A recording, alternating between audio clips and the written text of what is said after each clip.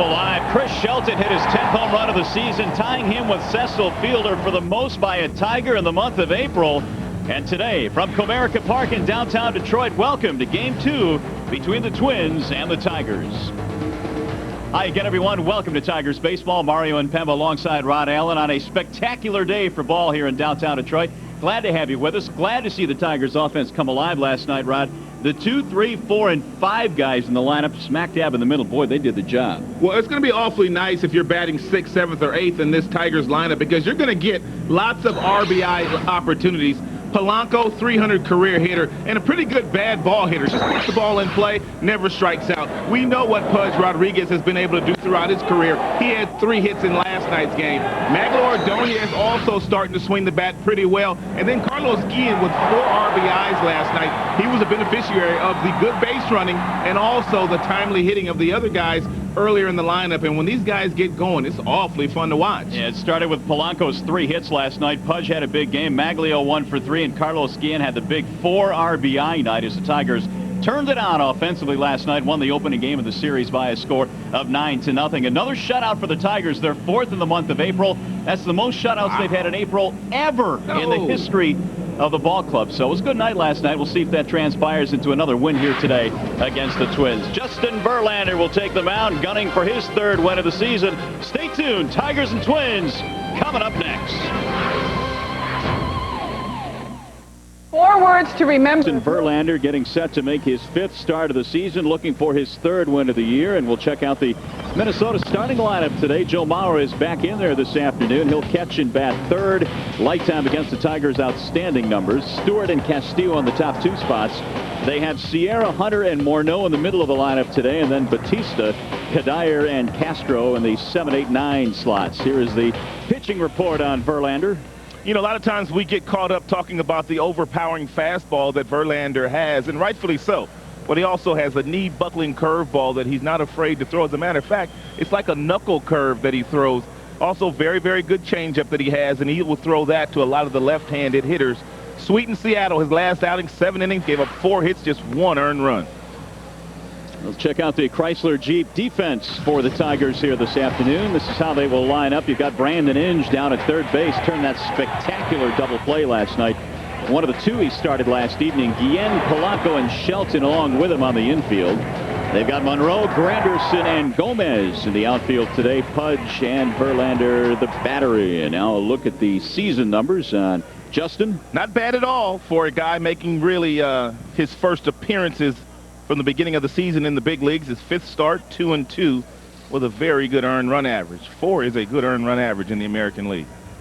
So we are ready for baseball today. The Tigers concluded that road trip with a 6-3 record. They started the homestand with a 9-0 win last night, and they're ready to go to work here today.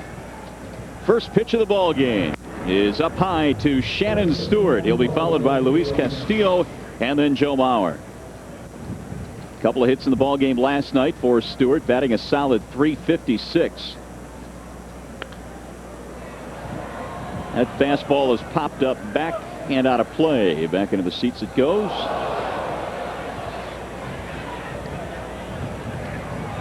One ball and 1 strike.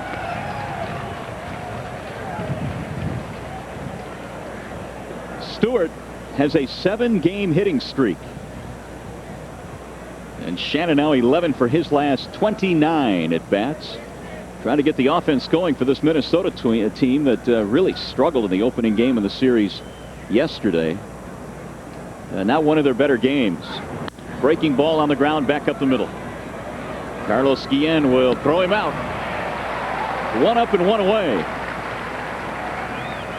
We saw Verlander get a lot of ground balls in his first start against or his last start, I should say, against the Seattle Mariners. Struck out just 3 in that game. But boy, he found a way to get them to put the ball in play. Well, I mean, really shows signs of his maturation when you have a guy that, for the most part, has been so dominant throughout his pitching career to go out and really pitch a game and get that many ground balls to keep his pitch count down.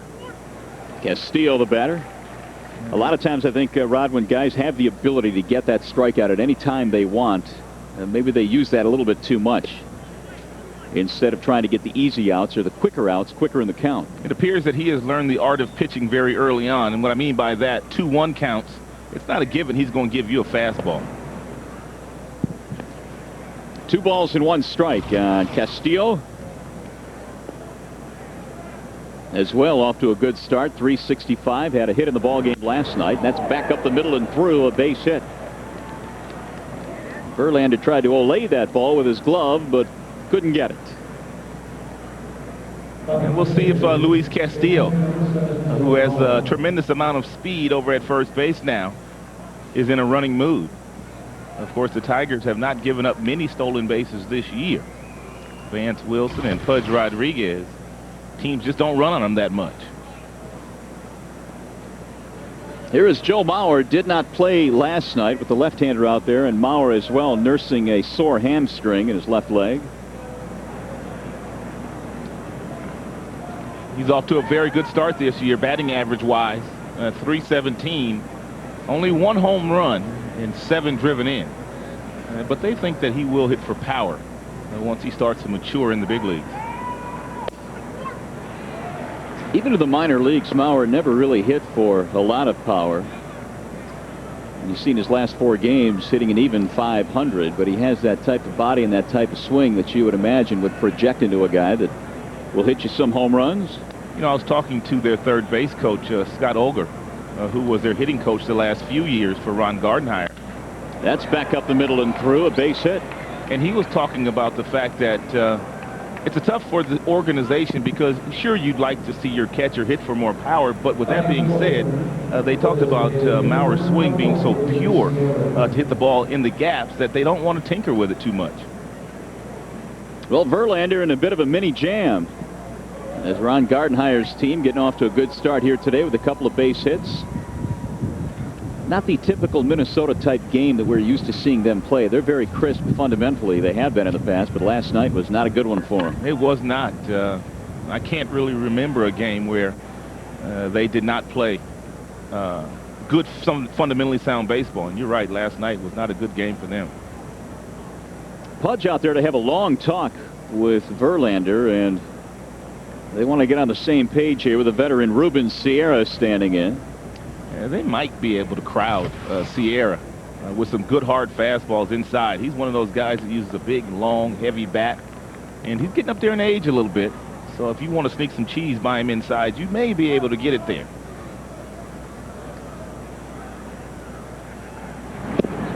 Strike is the call on Sierra. 0-1, 96-mile-an-hour fastball. There's that cheese you're talking about. Justin struck out 3 in his last start. He had a couple of starts in which he fanned 7. Off speed, missing outside and low. 1 ball, 1 strike.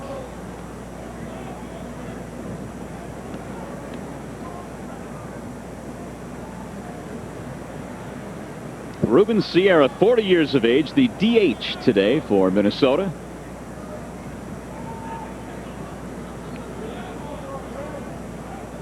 Ruben's been around a long time. How about 20 seasons?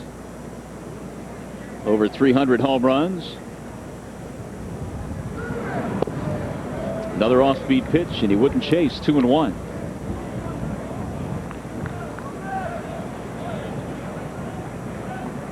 Sierra has gone the independent route to get back to the big leagues. Broke in with the Texas Rangers a long time ago. That's popped up. Pudge got a late jump on it. Here comes Shelton, and it's going to drop. Pudge never saw it off the bat, and that's a free out for Sierra. Well, I'm wondering if Shelton saw it off the bat because that ball stayed up there long enough that even if Shelton was playing deep, he may have had a chance to get there and catch it. I think you're right. Yeah, but once Pudge does not pick it up, he's got no chance to catch it.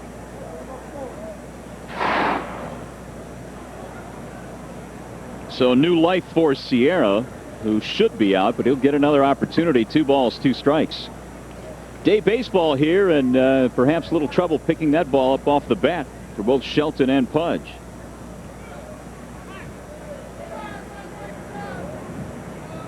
Verlander is at his best when he's working quickly and crisply, and a couple of base runners have slowed things down just a little bit here early on.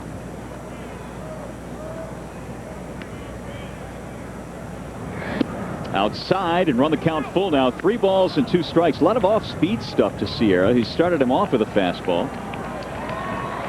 You know, this will be an interesting call by Ron Gardenhire. First and second, 3-2 count, 1 out in the first inning. You've got a guy on the mound that has the ability to strike out any hitter in the big league. Do you decide to send your runners here to stay out of a double play?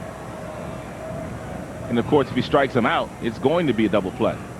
Runners are going. Swing and a miss. Throw down at third. There's your double play. Strike him out. Throw him out. And Verlander pitches through an early jam here in the first. We'll go to the bottom of the first. No score. We're changing the tire business again. Now we... Guillen and then Shelton, Monroe, Gomez, and Inge, your bottom 3 for the Tigers. Scouting reports on the right-hander Carlos Silva. You know, he's got a pretty good heavy sinking fastball. He'll run it. He'll sink it. He does a lot of things with it. The ball moves all over the place. And one of the things that he's been able to do in the big leagues, he keeps the ball out of the middle of the plate, which allows him to get some easy outs. And he's been beat up pretty bad his last couple of outings. 15 earned runs, 25 hits in his last 14 innings. Ouch. Those are some high numbers. Silva had a decent season last year and has been a good pitcher for the Twins, but off to a rough start like a few of those Twins pitchers in their rotation. Curtis Granderson leading it off. He'll be followed by Polanco and Pudge Rodriguez. We talked about Brad Rackey in last night's game, who was a control freak, and what I mean by that, doesn't walk many. But Silva, equally as impressive. Last season, 188 innings. He pitched for the Minnesota Twins, and he only walked 9 batters. That is unheard of. Here's the 1-2. Strike called on the inside corner. Granderson is caught looking. 1 away. There's the first strikeout for Silva. Here is the defensive alignment for the Twins, brought to you by Rico. Castillo, their fine second baseman in his first year with the Twins, a 3-time Gold Glove winner with Florida. They have Batista and Castro on the left side, Castillo and Morneau on the right side, Stewart, Hunter, and Kadire the outfield. Mauer and Silva the battery. I was down in the clubhouse before the game, and I was watching Silva on video, and Al Kaline was close by. Jim Price also was very close by. And Al Kaline was talking about that comeback fastball that he has, that he struck out Granderson with. Very good pitch that he has. Starts at the left-hander and comes back over the heart of the plate. It has been on display early in this one. Polanco says I was hit, and actually was trying to buy something from home plate umpire Tim Welke, who wasn't going to buy it. He'll try to get on base any way he can. Might have got a little shirt. I don't think so. No? No. It was a good try, though. That's hit the other way. That's better. He is so good with 2 strikes. He finds a way to get it done. Polanco had a couple of hits last night, another base hit today. And the one thing that I'm starting to understand with Polanco, that with 2 strikes, he doesn't necessarily have to get a perfect pitch. He will leave the strike zone to put the ball in play, and a lot of times he's rewarded for that. I guess you would call him a good bad ball hitter. That's the best way to put it. And now here is Pudge, who was a pretty good bad ball hitter last night. He had 3 hits in the game. And his average now starting to pump up a little bit. 305 coming in. A couple of home runs, 3 for 4 in the opener last evening. Tigers today in search of their 15th win.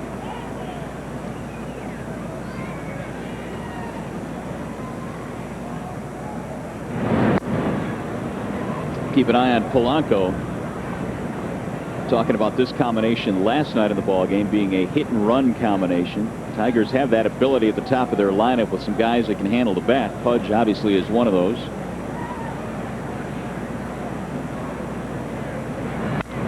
That's driven to the air, but foul way back out of play. You don't want to run on him either, because as you predicted, they strike him out, throw him out. Well, and we also talked about the fact that Verlander, even though he's overpowering, he won't necessarily throw you a fastball. And once he strikes out Sierra, Castillo, even with his speed, not able to get there. And Brandon Inge just barely held on to that baseball. I didn't notice that when the play originally happened.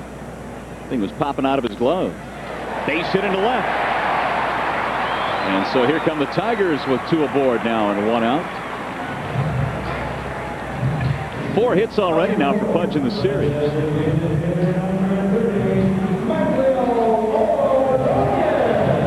Here's Maglio Ordonez. Mags with a 4-game hitting streak. And his average up near 300.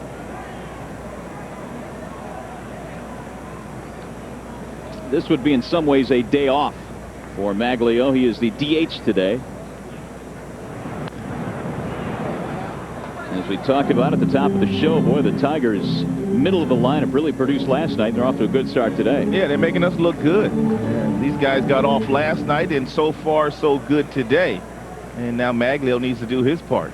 Maglio may try to drive the ball the opposite way here, which is something that he's been trying to do quite a bit of the last week or so. You know, when you talk to a lot of hitting coaches, Rod, they will, I guess one of the first things they will tell you when you're going bad is to try and go the other way with it. What is the reason for that? Well, it makes you stay down. It makes you keep your head down on the baseball. When you're not going good, even in batting practice, it's not a bad idea to try to hit every single ball the opposite way. I mean, from a foundation standpoint, you know, your legs are underneath you, and you're not trying to do too much. Which is what most guys try to do when they're struggling at the plate in live action. You just try to do too much. Laid off the breaking ball outside, 1-2 on Mags. Well, and I assume that would apply to any age, from little leaguers up to the big leaguers. Without question. And speaking of any age, the clinic took place here at the ballpark earlier today. That was a lot of fun. And a lot of instruction going on. We'll see if the Tigers can put that into play here. A swing and a miss. And Ordonez goes down. Second strikeout for Carlos Silva.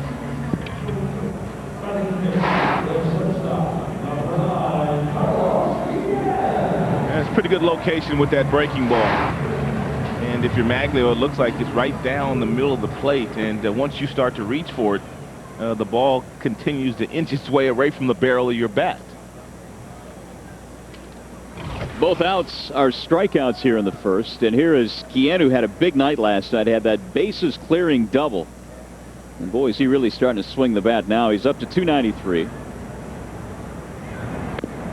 And Jim Leyland has been playing musical chairs with that number 5 spot in the Tigers batting order, which Dimitri Young was occupying when he was healthy. And Dimitri on the mend, very close to coming back to live action. That's hammered in the air, deep into right center field and hit well. This ball is gone, a home run. Boy, is he swinging it right now. A 3-run shot for Carlos Guillen. He's healthy, Mario. I mean, he did not have his legs last year because of that surgically repaired knee at the end of the 2004 season.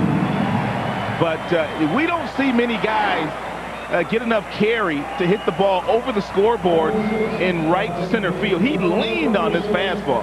It don't get much better than that, boys and girls at home. Perfect form. That's as deep as you get in this ballpark out there in right center field. A 3-run shot, and the Tigers out to a quick lead today. Shelton broke his bat, slow roller right side, fielded there by Morneau, and the race to the bag is won by Silva. Big inning for the Tigers. Guillen goes deep. 3-0. 3-run homer to give his ball club the lead. Tomorrow night it's time to deal the cards and see who is among the greatest poker players in the world. Find out on Poker Superstars 3 tomorrow night at 7 only on FSN. Justin Verlander has some offense to work with early in this one. A quick 3-0 Tigers lead. And Verlander, who pitched out of a mini jam in the first inning, set to go to work. It'll be Hunter, Morneau, and then Batista in the Twins' second.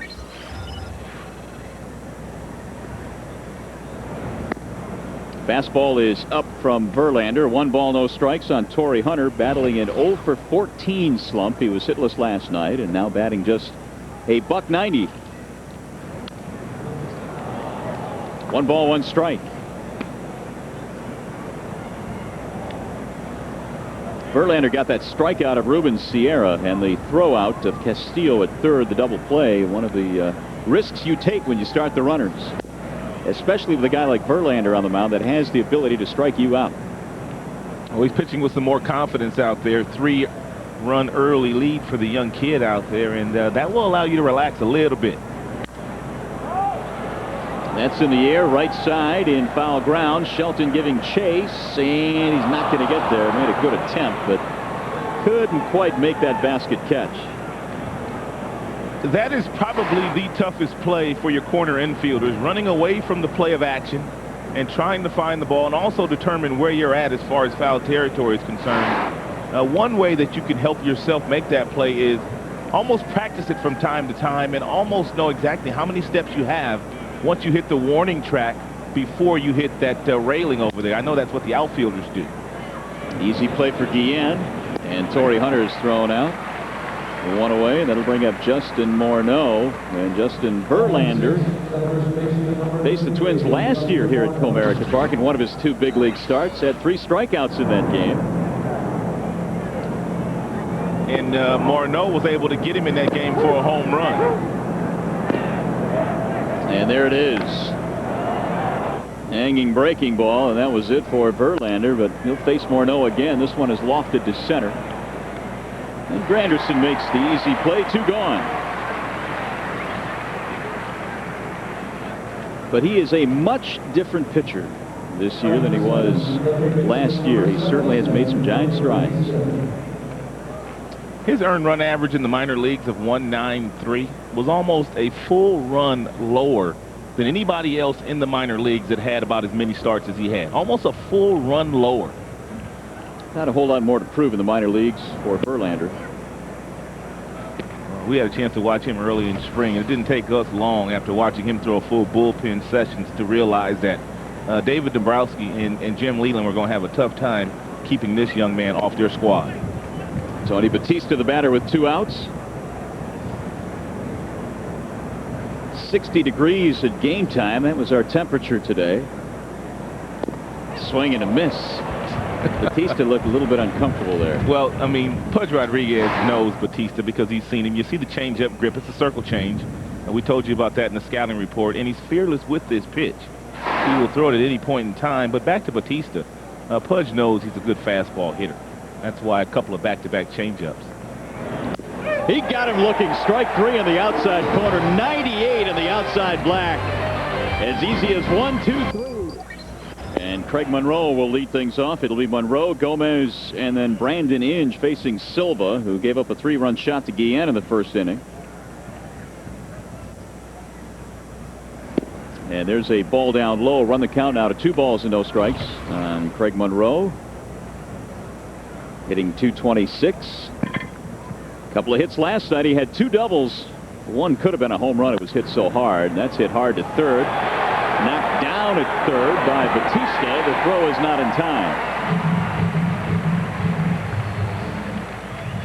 You know, the difference in that play and the one that Brandon Inge made last night is watch the feet here of Batista. See how they stop? Once the feet stop, if the ball does take a little bit of a bad hop on you, it's tough for you to make the adjustments with your glove. The feet stop, you cannot do it. You've got to keep them going. That was almost the identical play, wasn't it? Just got to keep those feet going.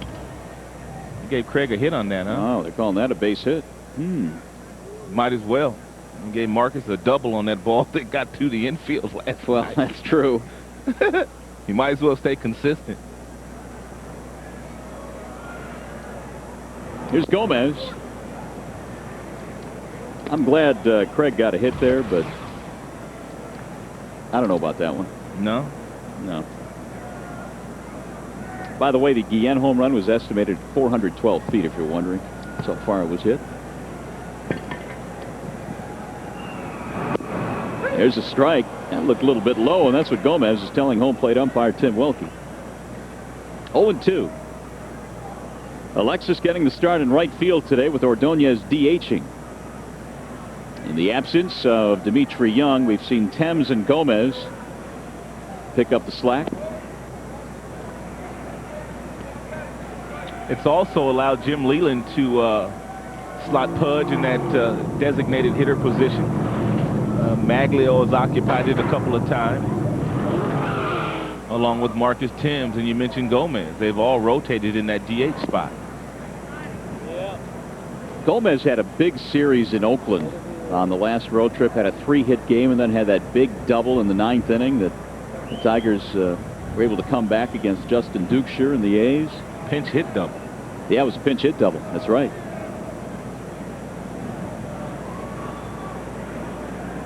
Here's the 2-2. That's hit well toward left field. Stewart spins around, reaches, and makes the catch. And Monroe is going to have to hustle back.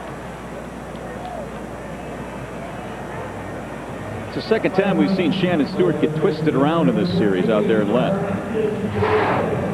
Well, he's circling the wagons out there a couple of different times. Yeah, but only his athleticism allows him to reach up and take a double away from Gomez. That's pretty good at bat by Gomez after falling behind still with no balls, 2 strikes. The ball must have had some slice coming from a left-handed hitter and then slicing out toward left.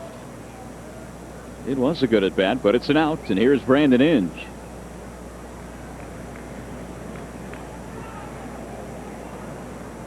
Inge at 221 was hitless in the ball game last night. By the way, you see Monroe's wearing the socks up again today. You predicted that, partner. He said, well, I got a couple of doubles with him.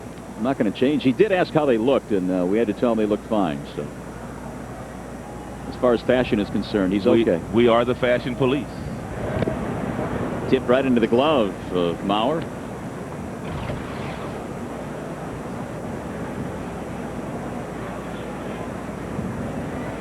Four home runs this year for Brandon.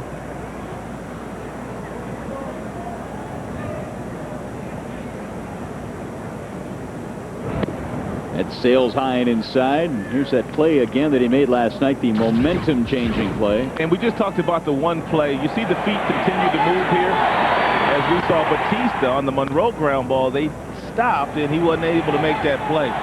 Biggest play of the game last night. He was 0 for 5 at the plate. But that saved Nate Robertson a couple of runs. And how about Nate last night when he was interviewed post-game? That was one of the first things he talked about, that play that Brandon Inge made. And those pitchers certainly appreciate the good defense from their infielders. You know, those are the things that don't show up in the box scores, but your teammates recognize your efforts. There goes the runner on 1-2. The throw down to second, tag not in time, and a stolen base for Craig Monroe. And Joe Mauer is going to be a star in this game. There's no debate about that. I think his offense is a little bit ahead of his throwing right now. Very slow feet. I mean, just doesn't really hop up there. It's just almost a turn. And I guess when you've got as big a body as he has, it's kind of tough to have real good athleticism behind the dish. Slow feet there.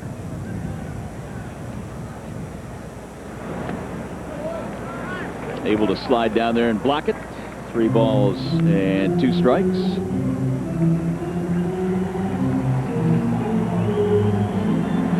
Full count now on Inge.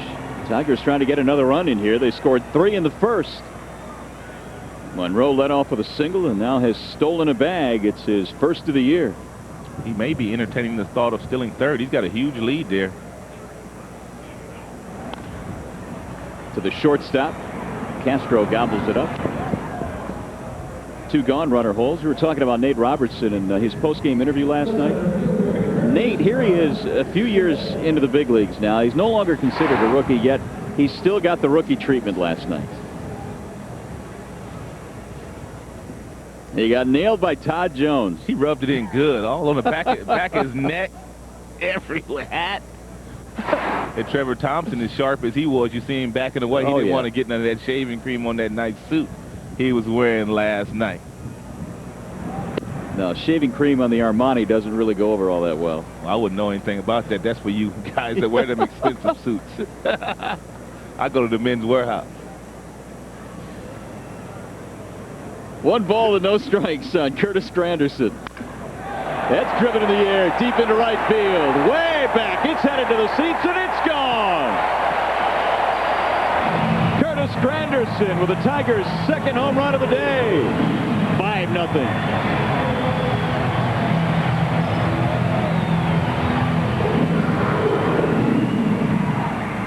That is the 9th home run that Silva has served up this year. Served up 25 long ones last year. And Curtis Granderson has the ability to hit you 20 home runs from the leadoff spot. 10 to 15 triples and hit you 20 doubles. He's a nice player. He went down and got that breaking ball and lifted it out of here. And a pretty good catch by fan in row one out there. No glove? I don't believe so. That is a fine play. No glove, barehanded.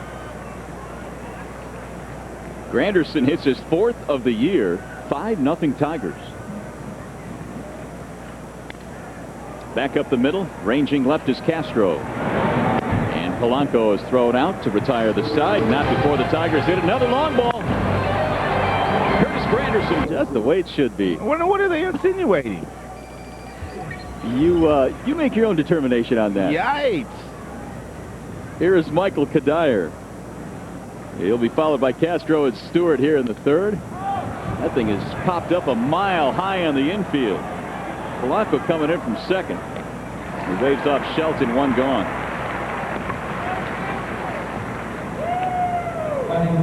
So Verlander, who had a 1-2-3 second, records the first out of the 3rd.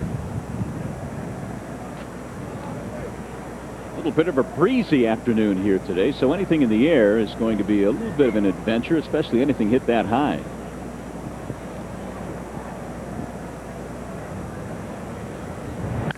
And that's hit in the air toward right center field. Granderson ranging left. A couple of quick outs, just the way Verlander likes them. Well, just like we have seen in his previous 4 starts, the opposing hitters, because his stuff is so good, you don't want him to get ahead of you. And that's why you see a lot of the guys swinging at the first pitches, whether they be fastballs or off-speed pitches, because he has the ability to strike you out once he gets ahead of you. Top of the order now, Shannon Stewart. Stewart 0 for 1 with a ground ball.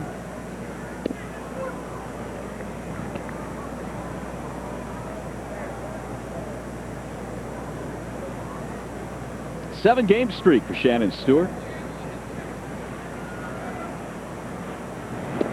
And he has been at the top of their lineup for the last couple of years, ever since he was acquired from Toronto back in 2003.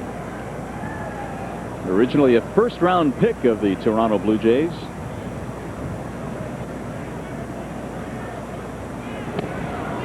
Fastball missing in. 2 balls and 1 strike. You talk about Verlander and how hard he throws. He's not a type of guy that's going to throw 97, 98, 99 on every pitch. You can't pitch that way in the big leagues. That's grounded towards short. That last one at 94. And he throws him out. Another 1, 2, 3 inning. 7 straight retired by Verlander. 3rd and middle of the lineup coming up for the Tigers. It'll be Pudge, Ordonez, and Guillen on a gorgeous day for baseball here in downtown Detroit. Plenty of sunshine, 60 degrees at game time this afternoon. And Pudge starts it off for the Tigers against Silva, who has surrendered 2 long balls already in this game. Guillen and Granderson have gotten to him.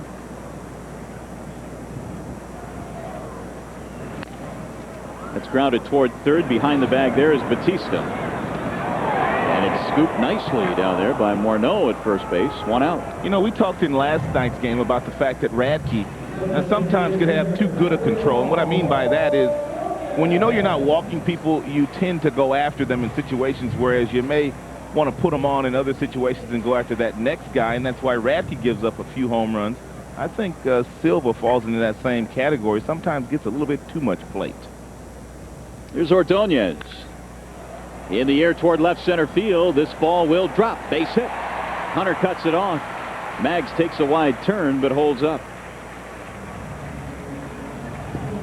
Ordonez gets his first hit today. And sometimes when you get jammed and you have the approach of going the opposite way, and that's going to happen, getting jammed, you get rewarded with a base hit. But very seldom when you hit the ball off the end of the bat do you get a hit, because you're usually rolling over that one in the infield or popping it straight up. Here's Guillen, who absolutely muscled one into the seats in right center field back in the 1st inning. A 3-run shot to give the Tigers their first lead, and that ball is belted way back, just about the same spot, and gone. Look out, Carlos. Oh, brother. A 2-run homer for Carlos Guillen. 5 RBIs today and 9 in the series. They brought out the whooping sticks today. And we're talking about a team that, for the most part, had tons of solo home runs this year. But all 3 today with runners aboard. Looked like an identical pitch down in the strike zone. The form is perfect, and his legs are healthy now. Good bat speed. He's not hitting any cheapies either. He's not hooking them down the line and inside the pole. He kind of likes that number 5 spot in the batting order, doesn't he? Apparently it agrees with him with 5 RBIs today. 4 last night. 5 home runs for the year for Carlos Guillen, and the Tigers again pouring it on early in this one, 7-0. 9 ribeyes in 2 games. That's a month's work for some. Shelton is 0 for 1.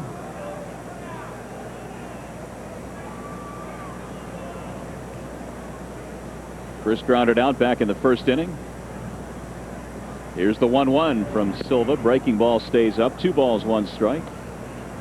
There's one of their bigger prospects. Liriano starting to warm up in their bullpen. And Tigers don't really want to see him. No. They don't really want to see that young boy. It won't be long before he ends up in their rotation. Easy good. 2 balls, 2 strikes. Well, Silva came in with an earned run average of 8.33, and he's not doing anything to help that out today. He and Radke, a couple of guys that have just been awesome in their rotation, struggling this year. That's a fair ball inside the line. Shelton takes the turn. He's going to go for 2. Kadire had some trouble digging it out of the corner, and so it's an easy sliding double for Chris Shelton. You know, Mario, I always talk about the fact that if you keep the bat head in the strike zone a long time, you're going to get a chance to get a lot of hits. Look how long the bat stays in the strike zone, gets to the outside corner, and he just slices that ball down that right field line for a double. And it's also knowing your pitchers. You talked to Shelton today, and he was sitting down watching Silva on video in the clubhouse, and with 2 strikes he knew that Silva would try to throw that little breaking ball away from him. Now, he does that with just about everybody. He's one of the first guys in the clubhouse, and he does his studying, his homework. Well, it's not too late to purchase season tickets in 2006. Select a Tigers season ticket plan today and get up to $250 in free food vouchers and complimentary tickets to other games. Plus, receive discounts of up to $670 per seat. 313-471-BALL is the phone number, or online at DetroitTigers.com/tickets. Double by Shelton. It's the 3rd straight hit now the Tigers have against the right-hander Silva. Here's Monroe.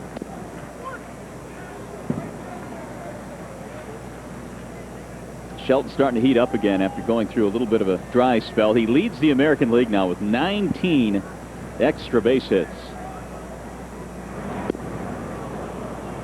0-2. Craig was saying that last night he was able to get back to what he does best, and that's go the other way with the ball. He has power really to hit it out of any part of the ballpark, and we saw that in the last road trip with some opposite field home runs.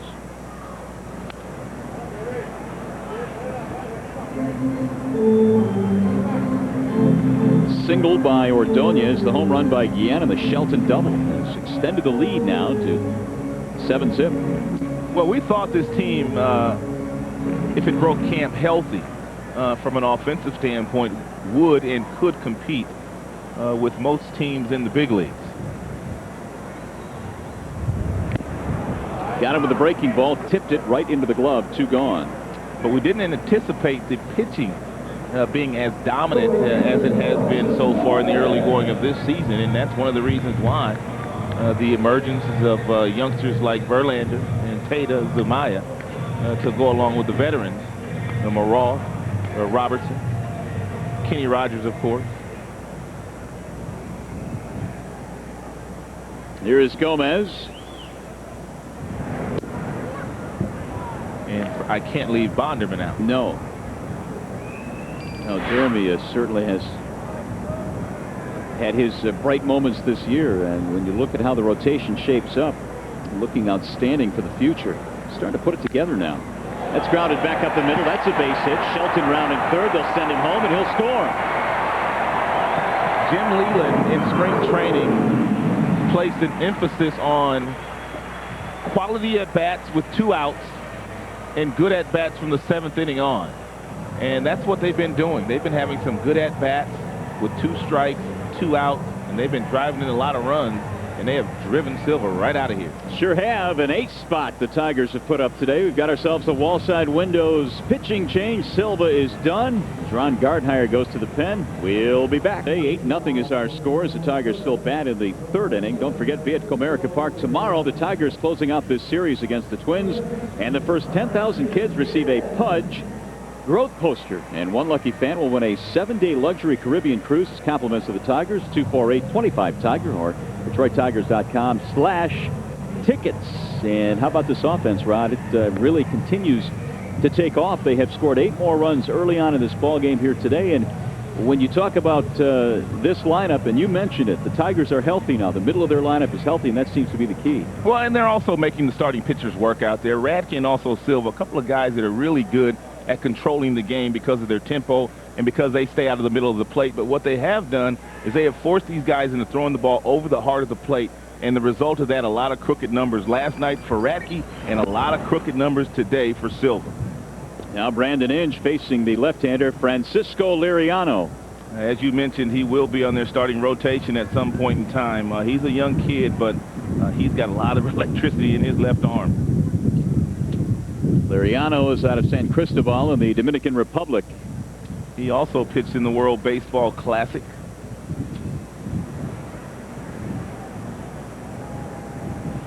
One ball, 1 strike. Right back up the middle into center field, and a solid base hit for Brandon Inge. Gomez heading to 3rd. He's in standing up. 10 Tigers hits now. And good to see Brandon get on the board. That's his first hit of the series. An elevated fastball away from him, and you don't have to do a whole lot to get to that pitch. I mean, it's pretty much in the direction that you're swinging the bat, and Brandon gets himself a nice single. Now back up to the top of the order with Gomez at 3rd and Inge at first base. Curtis Granderson homered his last time up off Silva.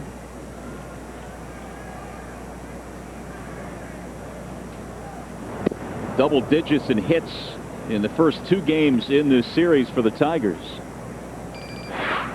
Granderson's home run, his 4th of the year. It gave the Tigers at that point a 5-0 lead.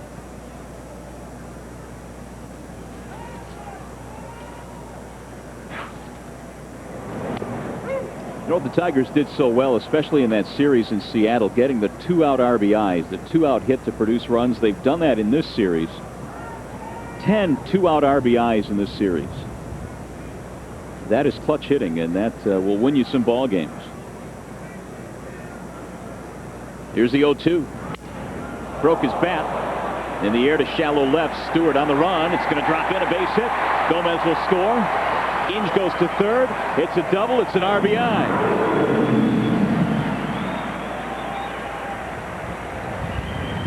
Second hit of the game for Curtis Granderson.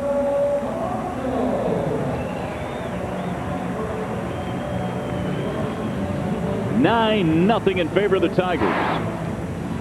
Well, we talked about the fact of when you get jammed, or sometimes you hit the ball off the end of the bat, and he hit it off the end of the bat that time. But the bat ball went straight up. Stewart couldn't get there. And you don't get those doubles on bloop singles unless you're running out of the batter's box. 9th man to bat in the inning, Placido Polanco. Liriano has come in, faced a couple of hitters, and both have picked up hits.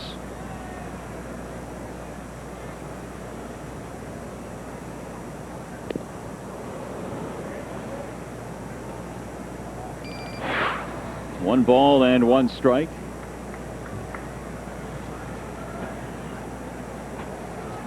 Polanco singled and scored a run back in the 1st inning. Tigers scored 9 in the entire game yesterday, and they put up 9 already today. It's off the end of the bat from Polanco. A Tigers win here this afternoon, and they would pick up their 15th win of the season. And when you look at what the Tigers have been able to do in the month of April, The last time they won 15 in the month of April, 1993. It's been a while. Well, that's the last time they had a winning record in the month of April, isn't it? It is. Overall. I mean, you've got to go back a long way. I mean, that's how much of a drought it has been. But the Tigers have been pitching driven. Their offense has come alive. Well, they're on a mission, led by Jim Leland in his first year as a skipper for the Tigers. And one of the things he talked about in spring training is that the team had to be taught how to win. They've had so many bad years. Swing and a miss, and down he goes. That's rare. So Polanco is down on strikes, but a big day inning, and the Duck has this in store for you this afternoon. Your question is, since 1960, what outfielder holds the Tigers record for most consecutive games without an error? Can you name that Tigers outfielder? We'll have the answer for you in the bottom of the fourth. Since 1960. This is a tough one today. This might not be easy to get. Luis Castillo leads it off. It'll be Castillo, Mauer, and then Ruben Sierra facing Justin Verlander, the beneficiary of all the offense today. The 9 runs the Tigers have put up. Castillo base hit, was caught trying to steal third. They had the double steal going, both runners going on a 3-2 pitch, and he was thrown out.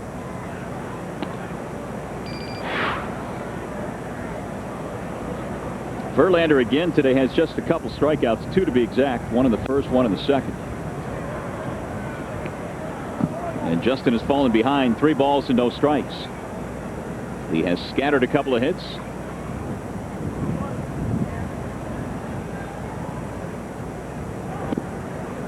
There's ball 4. Didn't miss by much, but a 4-pitch walk for Castillo, and the leadoff man is on.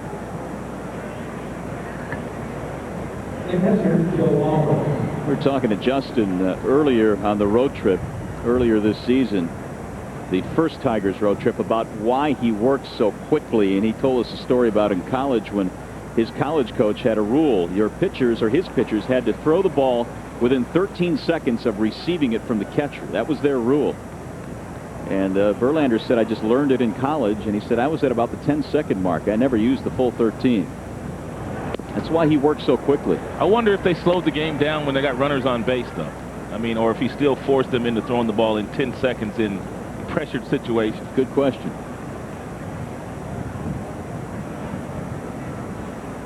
No balls and 1 strike. There's a strike called in the outside corner. Now quickly on Mauer. It's 0-2. Mauer had a base hit and now has a 6-game hitting streak.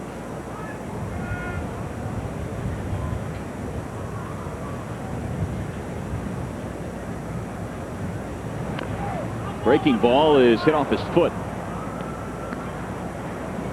Mauer, since becoming a #1 pick and getting to the big leagues, and he got to the big leagues fairly quickly, has been a little bit injury prone. He's had some hamstring problems we've talked about this season. But he's a guy that's gotten banged up a little bit early on in his career here.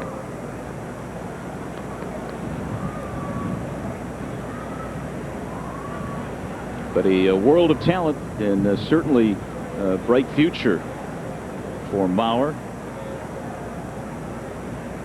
Not very often will you get the first overall pick out of the catching position in a certain draft. Drafted him out of high school. It's the same year Mark Pryor came out of college as well. And a lot of people thought that Minnesota should have taken Pryor that year in the draft. But it turned out to be a good decision and a wise decision because Pryor has had some injury problems himself. It's back up the middle again, and there's that sweet stroke of his second base hit to center. He about undressed Verlander with that last frozen rope.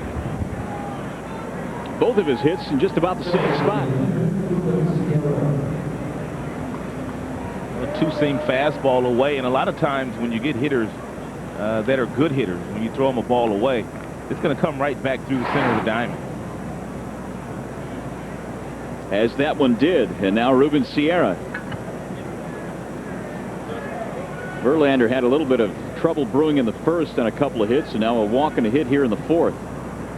In between, he had a couple of 1-2-3 innings.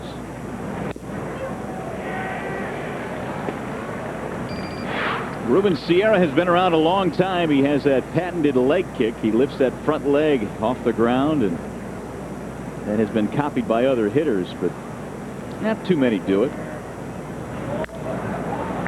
That's popped up, foul ground, third base side. Inge on a dead sprint, circles, and makes the catch. Oh, what an athlete. Wow. That is a tough play. What an athlete. And we told you earlier that that particular play, the toughest for the corner infielders. But not only does he get there, but he gets there, turns around, and then has his momentum carrying him back in toward the infield. And most third basemen would have caught that like they were a wide receiver or something, over the shoulder. Inge with another sparkling play in this series, and now Torrey Hunter stands in. It's defense like that I think we've seen a lot of, and we talk about a lot about how when you have a quick pitcher on the mound, guys are a little bit into the game a little bit more defensively. But I think overall this year the Tigers defense has improved. Well, in the infield they have a very good first-year coach in Rafael Belliard, who was about as good as picking the ball up and throwing it across the diamond as anybody when he played in his era. A very, very good middle infielder. High, towering fly ball into left. Monroe is under it. And the runners will hold. Hunter is gone.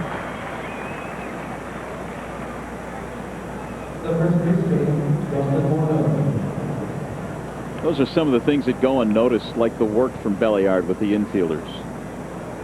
And all of the work the coaches do before games. There's Jim Leland now teaching in the middle of a game.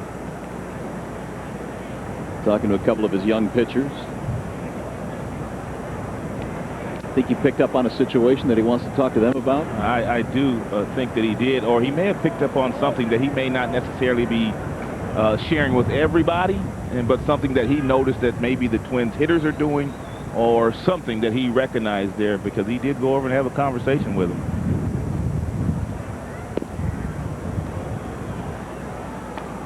Two-0. Well, if he goes after him with a fastball here, he must locate it. And he does have a pretty nice cushion, 9 runs, so you can go right after Morneau here.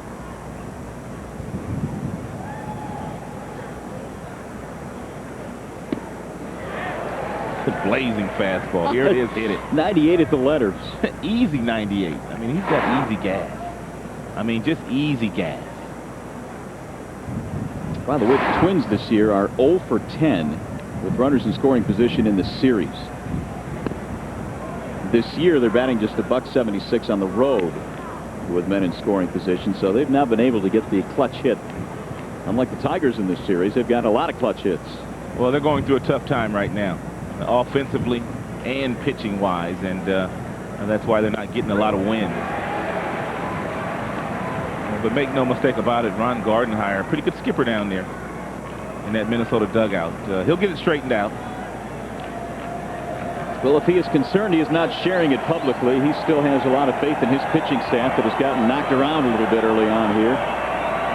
3-2 pitch with the runners going. It is ball 4, and it just missed. Load him up.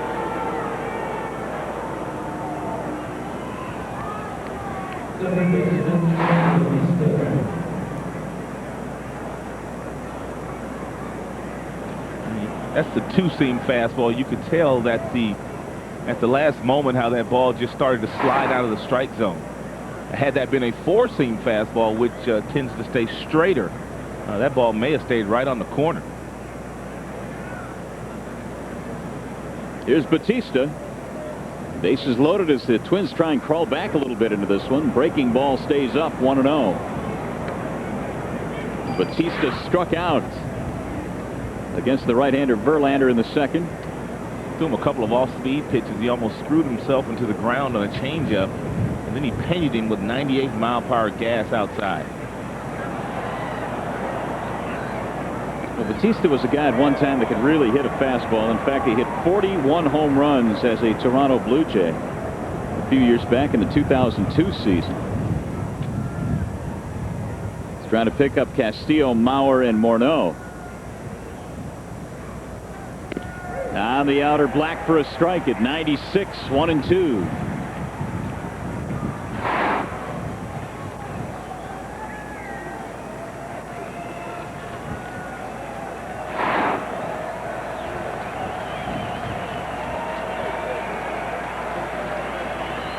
Here's the 1-2. That's in the air to shallow center. Granderson coming in, and that'll retire the side. They'll leave him loaded. We'll go to the bottom of the fourth. Carlos Guillen will hit third, going for his third home run of the game. Again here today since 1960. One outfielder holds the Tigers record for most consecutive games without an error. The answer, did you get it? Did you get it? Probably not. Johnny Grubb, 1983 to 1987. Did you get Johnny Grubb? I did not have that. No. Might have gone maybe with Chet Lemon.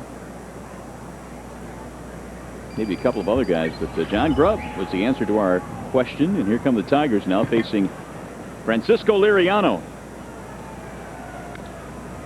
That's pretty impressive for John Grubb to accomplish something like that, because he was not an everyday player. No. His time was sporadic. Unassuming. Just a solid everyday player that would take advantage of his chances when he was able to get them. I get a chance to see him every winter when I go down to Florida in January and do that Tigers fantasy camp. He is there every single year. He also coaches high school baseball. Down goes Pudge.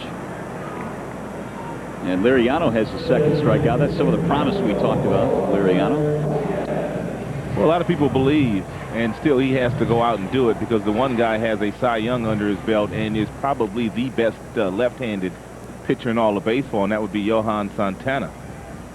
But they believe that Liriano has a chance to be as good.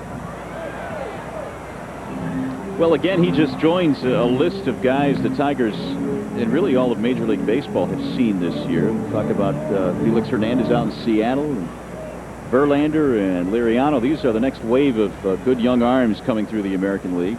How about Verlander going toe-to-toe with Hernandez last Sunday in Seattle? Uh-oh. That swung out and belted way back into left field. That ball is gone.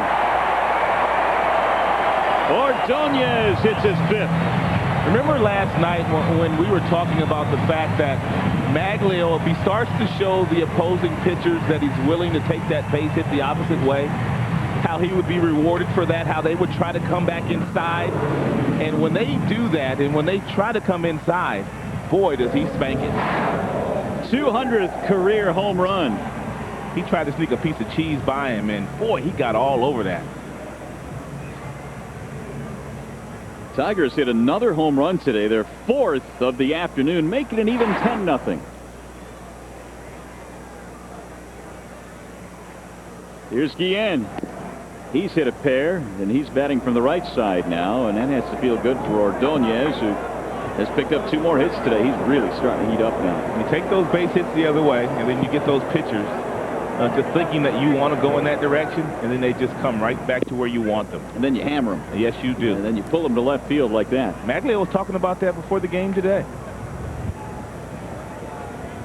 He doesn't want to take the helmet off. DHing is going to help him a lot this year from time to time when Jim Leland decides to give him a day off from playing in the outfield. And, of course, when Dimitri comes back, Dimitri can play some third, he can play some first, he can play some outfield. They've got a lot of interchangeable pieces. 2-2. And Carlos Guillen, he's had the huge day today. 5 RBIs. That's sliced, and that ball will land fair. It's going to go to the corner. Extra bases again, and what an afternoon for Guillen. He slides in with a double. 3 for 3 for Carlos Guillen, all extra base hits. And Papi is caliente. That would be hot. He has carried this offense really the last couple of days, and his swing is just pure. Not only from the left side, but also from the right side. That's 22 hits now in his last 17 games. 8 doubles this year for Guillen.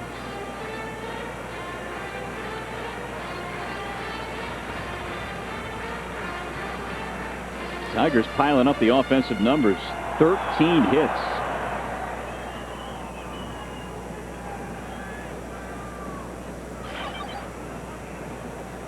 Only 3 for Minnesota. 28 hits in the series now for the Tigers.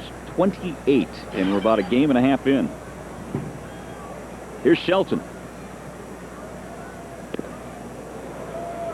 Boy, he reached back and threw that fastball by him. 0-1. Chris had a double and a run scored his last time. It's rare that you see left-handers with this type of power arm. And most left-handers are mostly touch and feel kind of guys. Add and subtract, and they rely on change-ups, staying out of the heart of the plate. Yeah, but this guy can be overpowering at times. Yeah, there aren't too many. I mean, guys like Randy Johnson, maybe Santana, Chuck Finley in the past were big left-handers that could bring it. Yeah. But there aren't too many. Jammed him, rolled to third base. And Batista will throw him out. 2 gone. Guillen holding up at second base. Well, let's update the home run totals now. 38. Best in all of big league baseball. That's pretty impressive. That is pretty impressive. Toronto and Cincinnati, a couple of other teams having pretty good years. Cincinnati really off to a good start. They're in first place in the Central. That's in the air. Foul ground. Third base side. Going to stay in play. Looks like it will. No, it won't. Batista was battling that railing, the sun, and just about everything else down the line.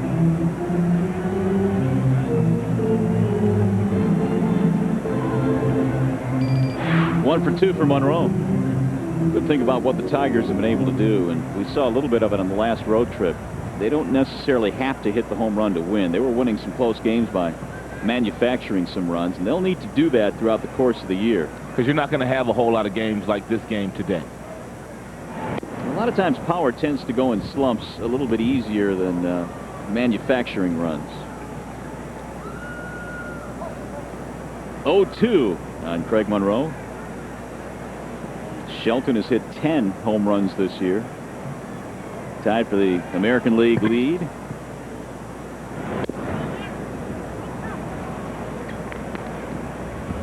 One and 2. Francisco Liriano, considered the #1 prospect in the Twins organization.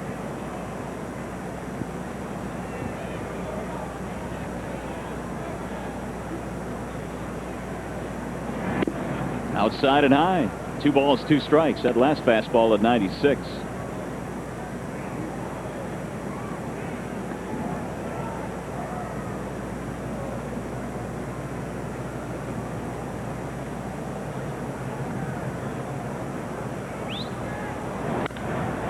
Drilled in the air down the left field line. That ball is off the base of the wall. Monroe's going to have to hurry for a double, and now he'll get it. No chance really for Stewart. It rolled away from the wall, and a 2-base hit. Score Guillen. Tigers are pouring it on now.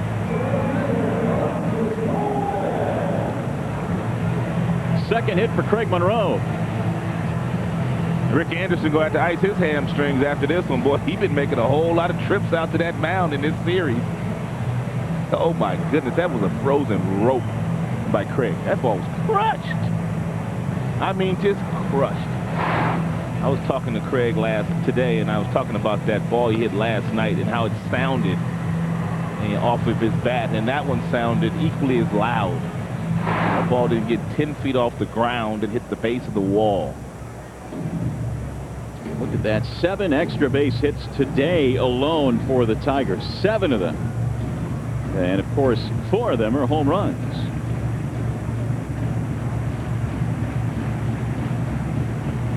You got to believe, and quietly, there's a whole lot of people dusting off them Tigers hats, boy, getting them out of the closet. Aren't they, though? They are. They start to dust them off.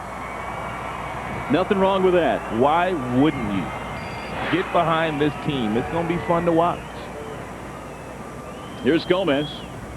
Alexis 1 for 2. He joined the hit parade back in the 3rd with an RBI single.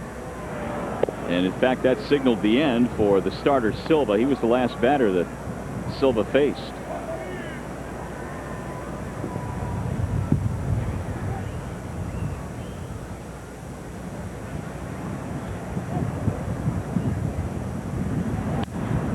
That's hit foul down the third base line. I'm talking about Liriano. He led all minor league pitchers in strikeouts last year.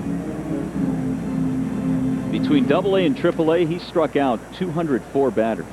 And I think Verlander and Zumaya were second and third, respectively. And they're all in this series. 1 ball, 1 strike.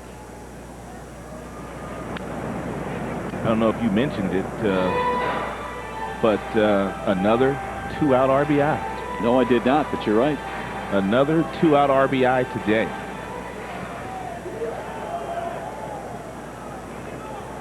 That's 8 2-out RBIs this afternoon, totaling up to an 11-0 lead.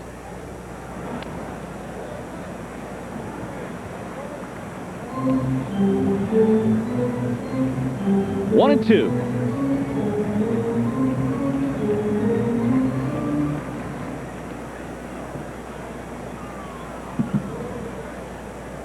Gomez had big league time with Kansas City before joining the Tigers organization last year. He spent most of his time here with AAA.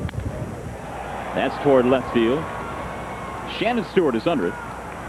And that will take care of the side. Tigers get a couple more runs. The first coming on home run number 200 in the career of Maglio Ordonez. And by Bell Tire, trust us. We'll make you glad you came in. That's a promise. What a great day for baseball here in the Motor City as we bring you back to Comerica Park. It's been all Tigers today. A lot of short sleeves out there today. Plenty of sunshine, and Michael Kadire leads it off against Justin Verlander. And a beautiful Saturday afternoon crowd here at Comerica Park.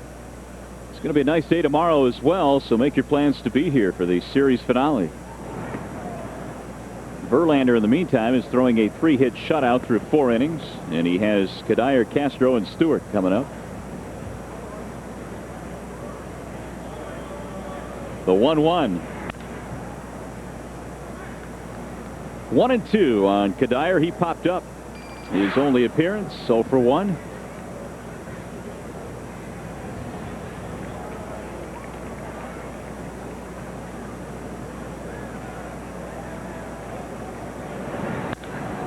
Bouncing ball deep in the hole. Tough play for Guillen. His throw is high and off the mark.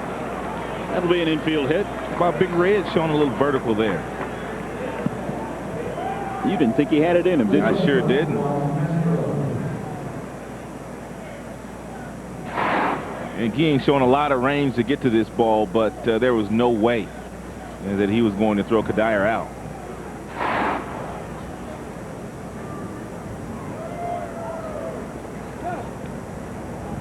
That'll bring up Castro, only the 4th hit today for Minnesota.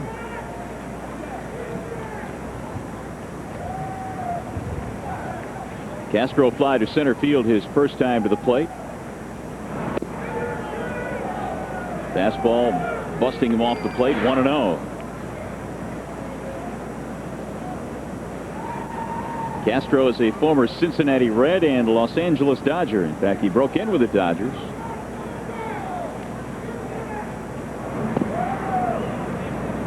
He is a well-liked young man. I do know that. Everywhere he has been, people have just raved about his professionalism, his work ethic, and his overall approach to the game. He's got a little bit of power. A couple of years ago with Cincinnati, he hit 9 home runs. Not a terrific amount of power, but for a smallish middle infielder, that's some pop. Up high with a fastball, and now Verlander falls behind 3-1.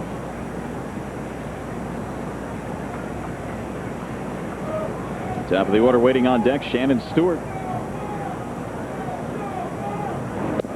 Good pitch on the outside corner. Run it full now, 3-2. The speed differential today for Justin Verlander, 99 a high, 73 a low.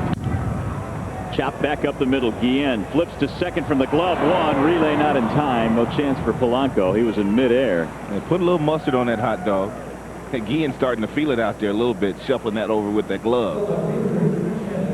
Not sure Jim Leland wants him to make that type of play. Yeah, but when you got 2 home runs and a double, you pretty much do what you want to do. I forgot about that. Yeah. It does make a difference. And the score is 11-0.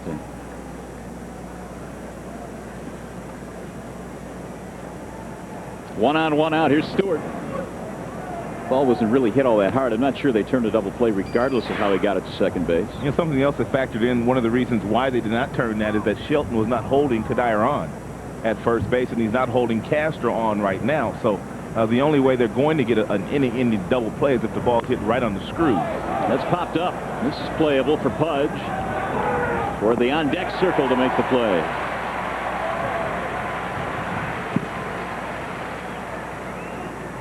Hey fans, the best playoff postgame coverage is here on FSN Detroit. Today, as soon as the Red Wings-Oilers game is over, turn back to FSN for the DSR Playoff Edition. Live reactions, extensive highlights, and expert analysis. DSR Playoff Edition later today on FSN Detroit. And FSN also has Pistons postgame coverage tonight. That's as soon as Game 3 of the Pistons-Bucks series is concluded. So we've got you covered. Don't they, though? With the Pistons and the Red Wings in playoff action, they've got every angle covered. Game 5 for the Wings. That series is tied at 2, and the Pistons are up 2-0 in their series with the Bucks. And Greg Kelser will be breaking down that coverage. That is sliced toward the corner. Fair ball. Going to go to the corner. Castro on his way to third. They're going to send him home. He'll come around and try and score. Here comes the throw to the plate, and it's late. It hit the runner. So give Castillo a double and an RBI, and the Twins get their first run of the afternoon.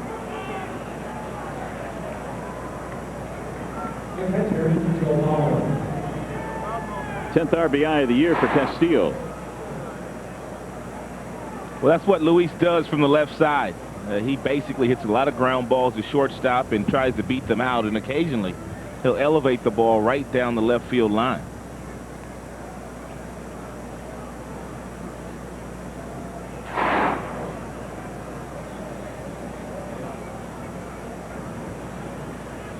Here is Joe Mauer.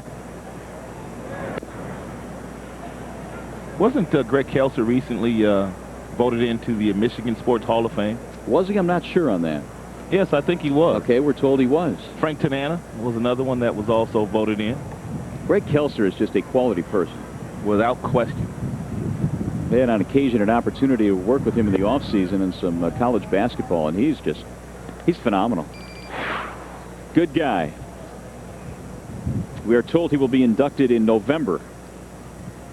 Congratulations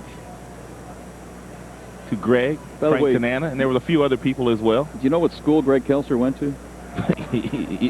Doesn't everybody know what school he went to? I forgot. Oh, Michigan State. That's right. Didn't another kid go to that school by the name of Magic? Yeah, he was pretty good, too. Speaking of Magic.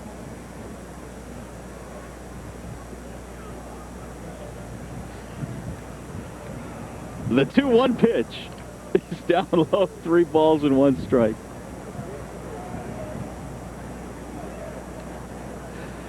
Three and 1 on Joe Mauer.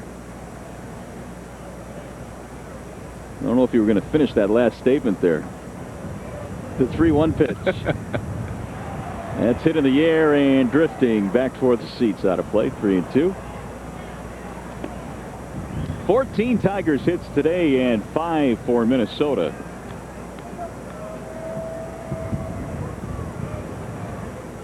Well, coming back from that road trip, I think the one thing that Jim Leland wanted to see was the offense start to get back to where they were earlier this season on that first road trip of the year. They were swinging the bats, and, well, they're back. They've scored 11 times today.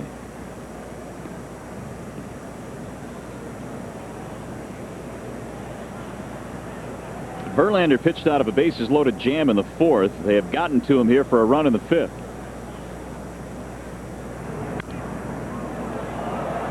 In 4 starts this year, Justin has gone 7 innings in 3 of the 4. And really the only rough outing he had was that game against Chicago and that loss to the White Sox back on the 13th of April. Well, their pitching coming into the game today, the best earned run average in the American League. They're starters, and they've been having quality start after quality start, which allows you to stay in games. Defensively, they've been picking it up and catching it for the most part. And we've talked about some of those timely hits, and when you're doing all those things collectively, you're going to get off to a good start, and they've gotten off to a good April. There's a trio of lefties: Murrah, Rogers, and Robertson. And a pretty talented right-hander as well, Jeremy Bonderman. The gunslinger. Full count. Looked like it might have been ball 4, but he went after it.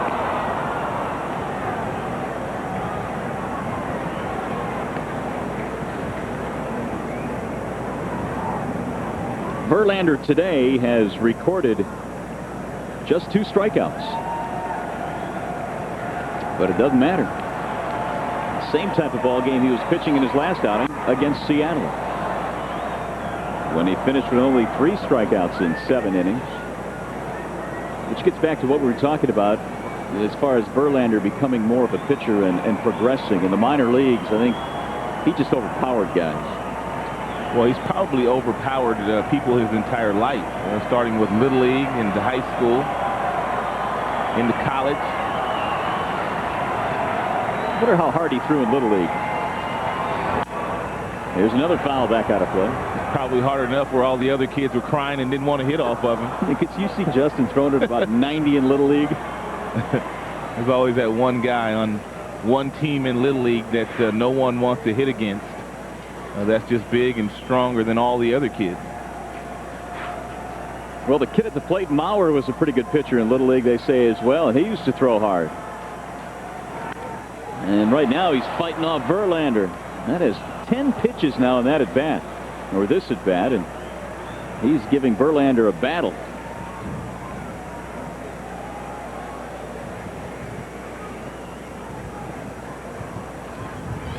Ruben Sierra is still on deck. I think he's aged another year in this at-bat. Waiting to see what Mauer does. And another foul back out of play. 11 pitch at bat. I don't know if he's throwing the fastball to the top of the strike zone by design, or he's just leaving it up. I mean, because the 4 fastballs that he's fouled off, and with 2 strikes here, have all been up.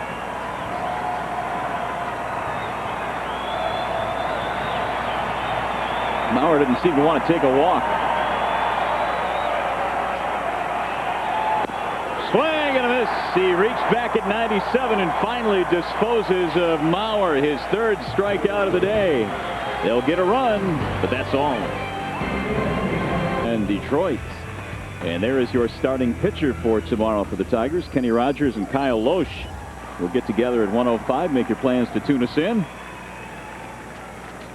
Inge leads it off against Liriano. Inge, Granderson, and Polanco in the bottom of the 5th inning. 11-1, Tigers lead.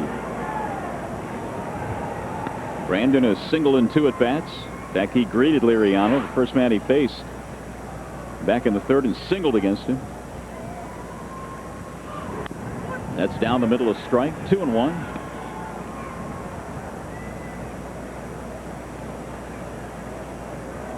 The single by Inge in the 3rd snapped an 0 for 10. 3-1. Well, welcome back home offense. Well, look at all those numbers. Grounded toward 3rd, but foul. 13 extra base hits. And a total of 20 runs. A lot of crooked numbers. It's good to see. And I'm sure the pitching staff enjoys having a little bit of support. Swing and a miss. And Inge is retired. 1 away. First strikeout, or make it the 3rd strikeout. First in this inning for Liriano. Top of the order now, Curtis Granderson.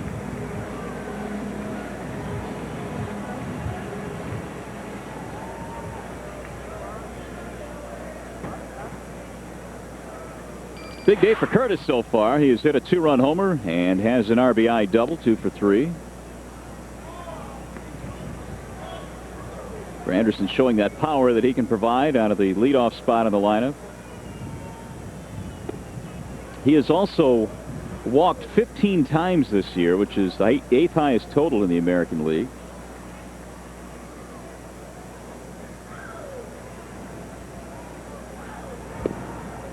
Just missed the outside corner, 1-2.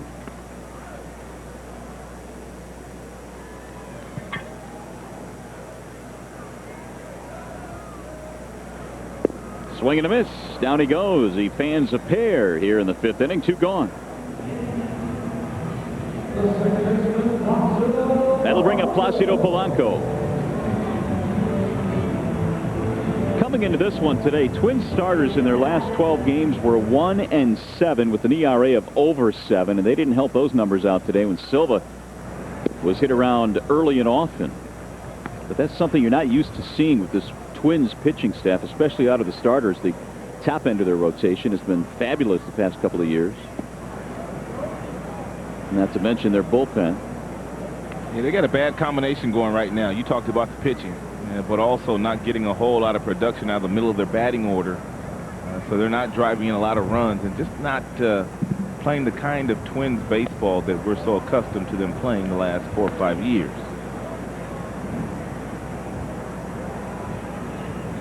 One and two on Polanco, single for 3. Placido struck out in the 3rd. That doesn't happen all that often. Very rarely. That's in the air to center field, but there's a play for Torrey Hunter, and the Tigers, for the first time, go one way you look. Aflac, ask about it at work. And by Comcast, connecting you with more. Beautiful day for baseball here in the Motor City. It's a busy day sports-wise.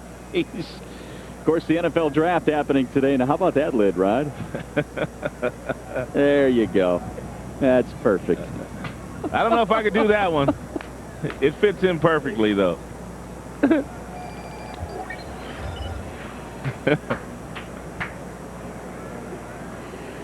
Excellent. Here is Ruben Sierra to start things off. Sierra, Hunter, and Morneau. 11-1 in favor of the Tigers today. By the way, if you're wondering, Lions picked 9th, and they picked up linebacker Ernie Sims out of Florida State. It's popped in the air. Center field. Curtis Granderson drifting in, battling the wind a little bit, 1 away. Sierra retired. And Verlander gets that first out of the inning. In the last 2 innings, the leadoff man had reached. Here's Torrey Hunter. Well, the wind is not messing around today. It's really starting to swirl a bit. Hunter is 0 for 2. Fastball up, 1-0.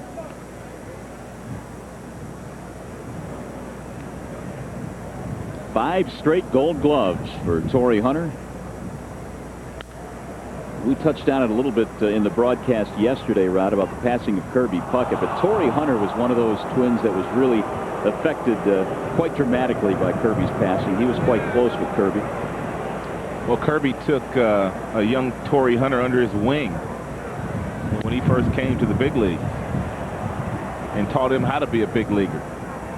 And we talk about that so many times about veteran players taking the young players under their wing once they get to the big leagues. And of course, that number 34 that all Twins personnel are wearing on their right sleeve is in honor of Kirby Puckett. Well, he went after the breaking ball, and he was way out in front. And strike 3. 4th strikeout.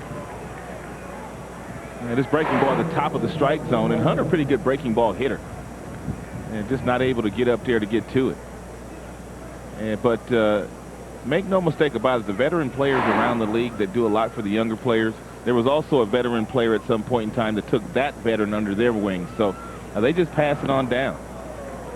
You told me this once before. I forget. Refresh my memory. When you came up with the Tigers, who on the Tigers club took you under his wing? Larry Herndon. Herndon, that's it. Larry Herndon. Good ball player.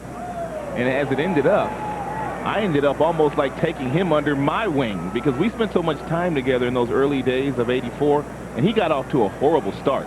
So I was the one mentoring him, and I was just a young kid happy to be in the big league. He did not go. You know, I gave Herndon a CD that year, and it was 1984, and it was Anita Baker's CD, and it was called The Songstress. And it had a lot of good songs on there, and some of the stuff he was going through really helped him get through it. Gave him a CD.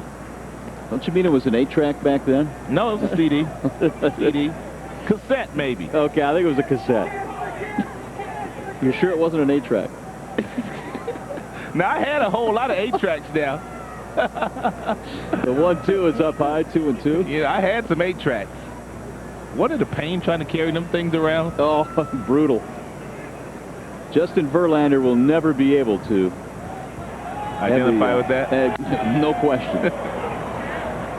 That's into center field, and Granderson cruising over. Hey, Verlander cannot. I think they should save it. And here's a little piece of Detroit history. Yeah, I'd agree with that. I'm all for saving Tiger Stadium. Luis Rodriguez is the new second baseman in place of Castillo, so they've made one defensive change. Liriano is still out there. He will face Pudge Rodriguez. And then Maglio Ordonez and Carlos Guillen. First pitch off the glove of Liriano. Can't find it. Not going to have a play. That ball was actually off his hand, I think. Well, that's not good if that's the case. No, it's not good at all.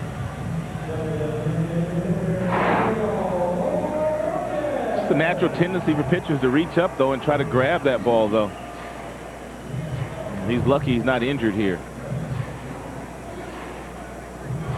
They're going to go out and check on him, though. Ron Gardenhire.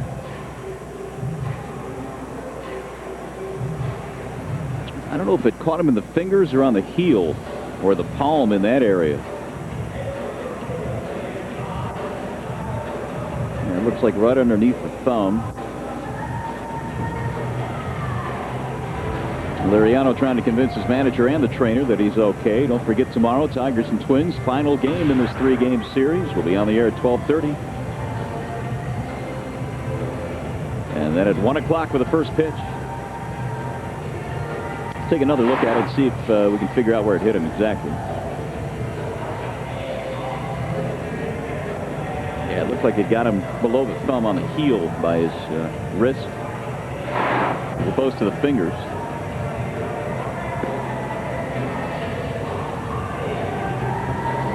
I'm all right, he says.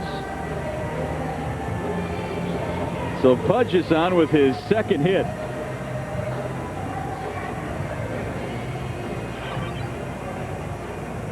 And now the Tigers have rolled up 15 hits.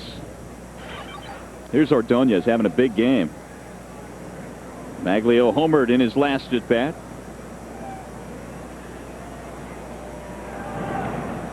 That's going to get away from Mauer. It'll go to the backstop. Advance Pudge to second base. No problem. I wonder if that last pitch had anything to do with the fact that he had just taken that ball off of his pitching hand. You got to believe it had some type of effect. I don't know if there's any tingling or hurt right now in that left hand, but he missed badly on that first one. And there's another one in the dirt. This time Mauer is able to block it. A couple of back-to-back breaking balls. He was able to throw the fastball to Joe Mauer while Ron Gardenhire, their manager, was out there checking to see if he was okay. But he did not throw a breaking ball, and apparently it has affected his breaking ball. So if you're Maglio, you know what you're going to get right here. And sit dead red. Well, especially 2-0. He might swing out of his shoes on this one if he likes it. Yeah, why wouldn't he? Here it comes. He got it, but it was outside, off the outside part of the plate. 3 balls and no strikes. And Jesse Crane warming up. Yeah, I don't expect Maglio to be swinging here 3-0, up by 10 in the 6th inning. It wouldn't be a good baseball move. One of those unwritten rules. Yeah. You've got to follow those. Big lead. There's another strike. Ordonez takes another. Run it full now at 3-2, and he can swing now. .310 average for Maglio now with his 2 hits today, 5 home runs.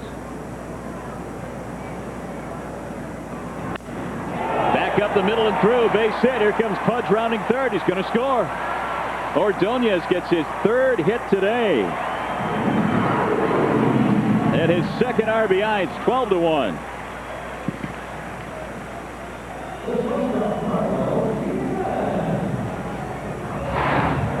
You know, with 2 strikes, they tried to crowd him with a fastball. And he didn't hit it as hard as he would like to, but that ball got down on the label just a little bit.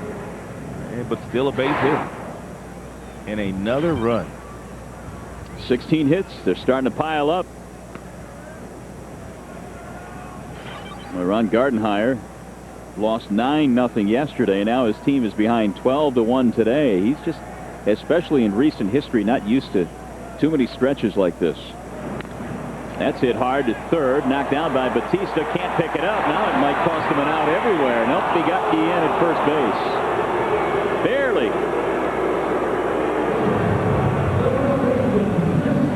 First out of the inning. And the runner Ordonez goes to second.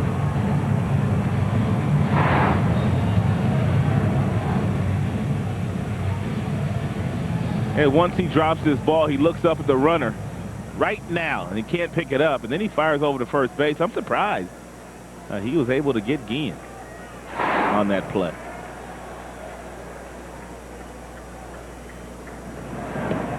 There's another one that gets away from Mauer and advance Ordonez to third. 3 wild pitches in 1 inning.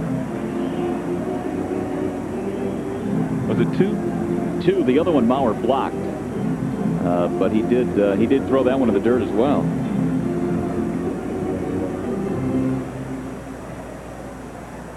Fly ball gets another run in here for Shelton, who has 1 hit today. As an RBI opportunity. Good changeup. Or was it a changeup? 1-1.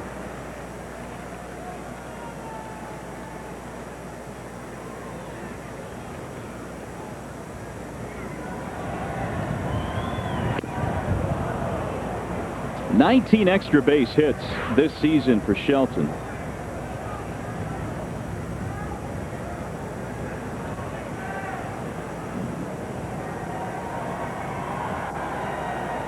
Chris went through a bit of a dry spell on the recent road trip, but has since picked it up at home. There's another one in the dirt. Well, there's your third wild pitch. And this will score a run. I don't think there's any doubt his hand has to be bothering him, don't you think? Well, before this inning, I mean, he was pretty consistent in throwing the ball over the plate. At least he was throwing balls that Mauer could catch. But 3 wild pitches in an inning after being hit in your pitching hand, you would have to believe that he still may be a little numb there.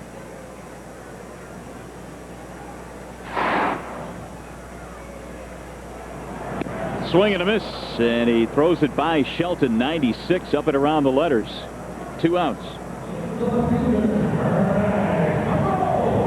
5 strikeouts now for Liriano.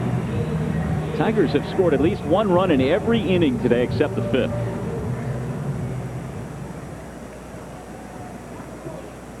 Here's Craig Monroe.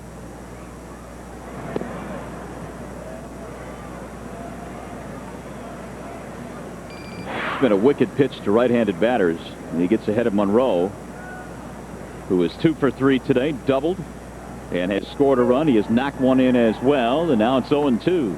That slider that he is featuring reminds you of the one that Steve Carlton used to have, or Louisiana Lightning Ron Guidry.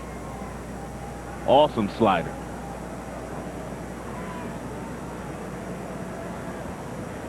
The 0-2.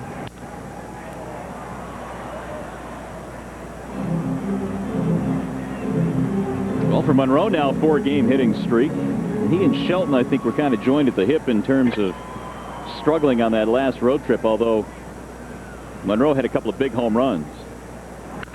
That's line to left, and that's a base hit, and for Craig, his 3rd hit today. And that's going to be it for Liriano. He's already made the call to the pen, Gardenhire has, and so they will go right back to the bullpen. Liriano will be taken out of this game here in the 6th. After Silva was bounced out early in the 3rd inning. We'll take a break and come back. Tigers up comfortably in this one, 13-1. complimentary tickets for additional games. Plus, check out the all-new Tigers Flex Plan and select 10 or more games. That's of your choice at a discounted price. 313-471-BALL, or check it out at DetroitTigers.com/tickets. And it has been all Tigers today. They are comfortably ahead here this afternoon, 13-1. And they have really bounced around Twins pitching this afternoon as they go right back to the bullpen. And the new pitcher is Jesse Crane. Well, Jesse Crane has already been in a bunch of ball games this year, and the reason for that is their starters have not been going very deep in games. The last few years, the Twins have had a couple of guys at least pitch 200 or more innings, but this year their starters are scuffling, therefore bullpen being overused right now. Here's Alexis Gomez. Tigers have added 2 more runs here in the 6th. And Gomez 1 for 3 with an RBI single.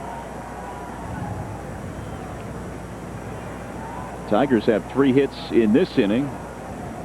3 wild pitches thrown by Liriano before departing. Crane missing outside.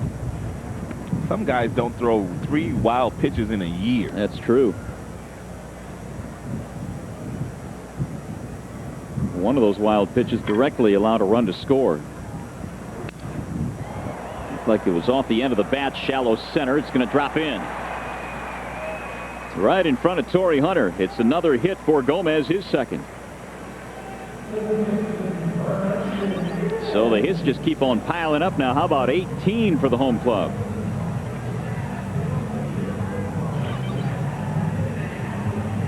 Here's Brandon Inge.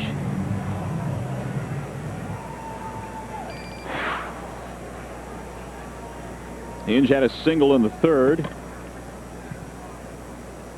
2 more runners on here in the 6th inning with 2 outs.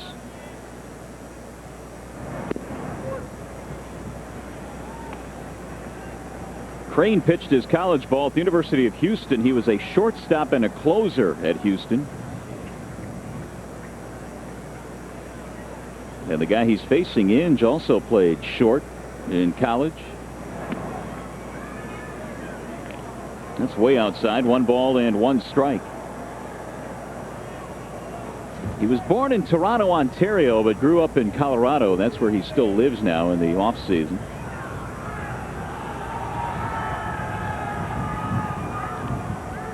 One ball, 1 strike. Breaking ball stays away. 2-1. Every Tiger today has at least 1 hit.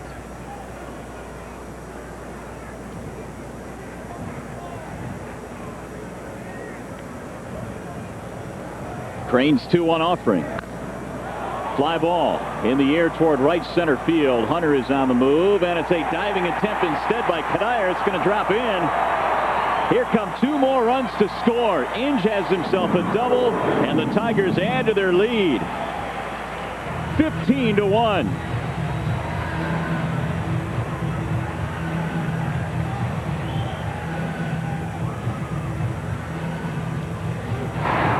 Well, everything just going right for the Tigers today.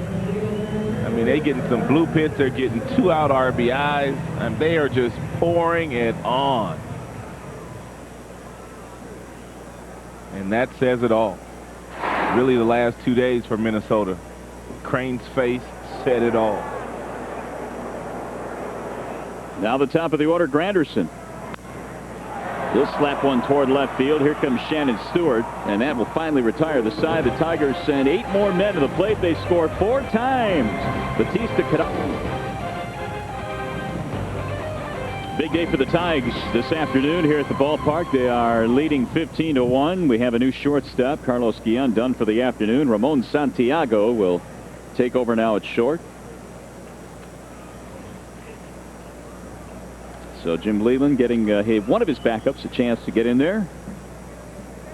Justin Verlander had a 1-2-3 6th inning. He's had 3 of those today, in which he's gotten them in order, and now he'll face Batista, Kadire, and Castro here in the 7th.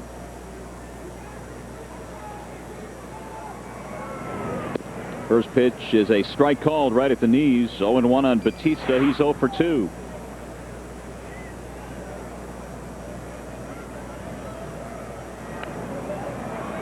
That's popped up behind home. Back into the seats it goes. And our Comcast high-speed pitch of the game came against Batista. 98 miles an hour. And there you have it. Comcast high-speed pitch of the night. And that was back in the second inning for Verlander.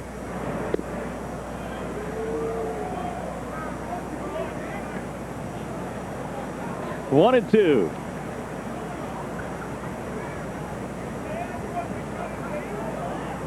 Two times in his career, Batista has knocked in 100 or more. That one slapped over the glove of the second baseman Polanco, and so it's a leadoff single.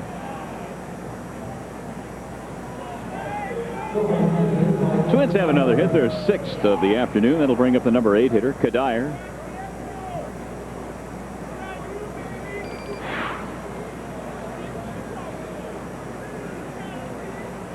Kadire 1 for 2 with a base hit in the 5th inning.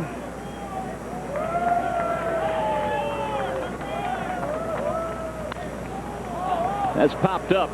See if there's room for Shelton. There appears to be. And out of there is Kadire. One gone. Well, the pitch count on Verlander stands at 99. And this next one will give him an even 100. You might recall that a couple of starts ago, Verlander threw 121 pitches in that win at Oakland, or that loss, I should say, at Oakland.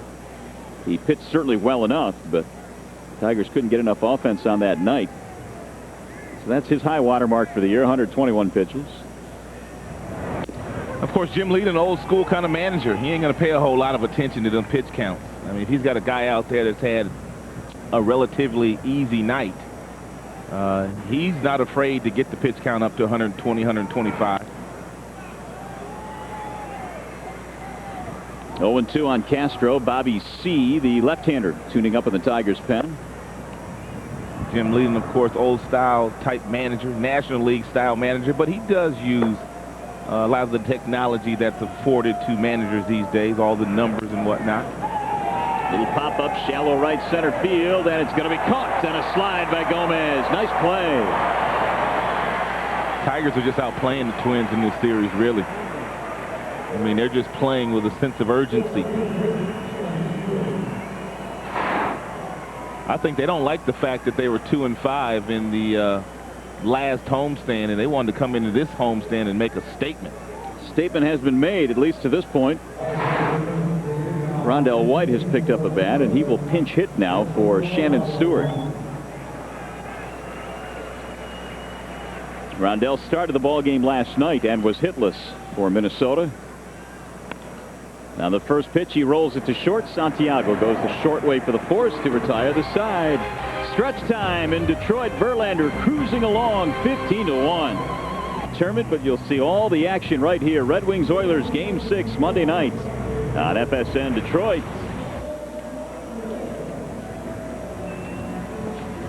And some slightly nervous Wings fans these days. Don't worry, it's all under control. It'll be all right. Rondell White stays in the game. He'll play left field.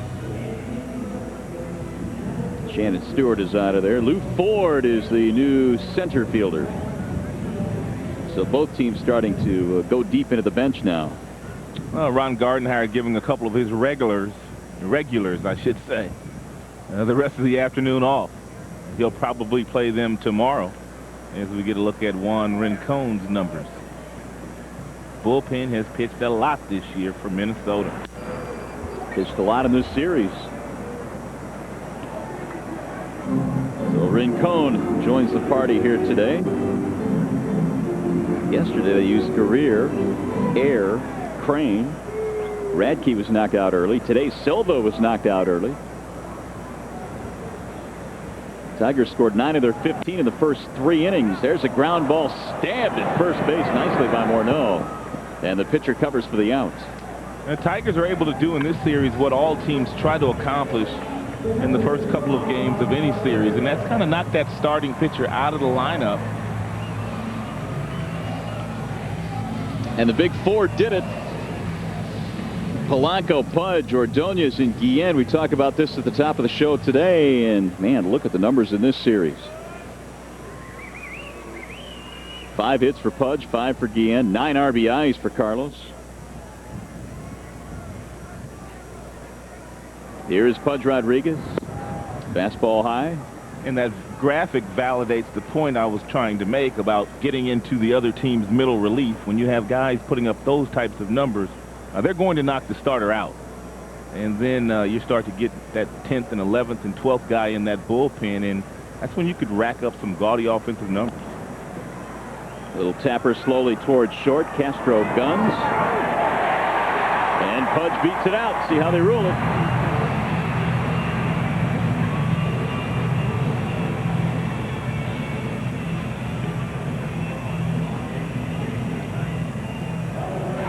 And Pudge wasn't moving very well in last night's game because of that twisted ankle. Left ankle he's been having problems with, but showed a little speed down there, and he helped Kerwin Danley make that call down at first base. More than likely, Pudge will not play tomorrow, and with the Tigers playing a game on Monday night, that's almost like giving him 2 full days off.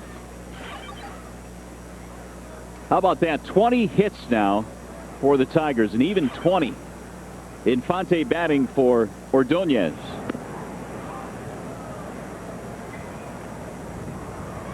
Mags had a big day before departing. 3 hits, 2 RBIs, including a homer.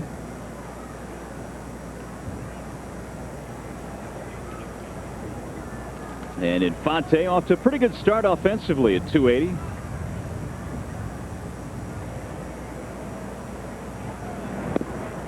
By the way, the 21 hits is not a season high in a game for the Tigers.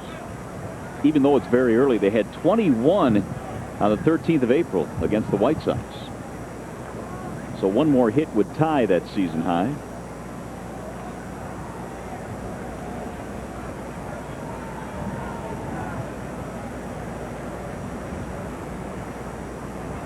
Here's the 1-1 from Rincon, missing high, 2 balls and 1 strike.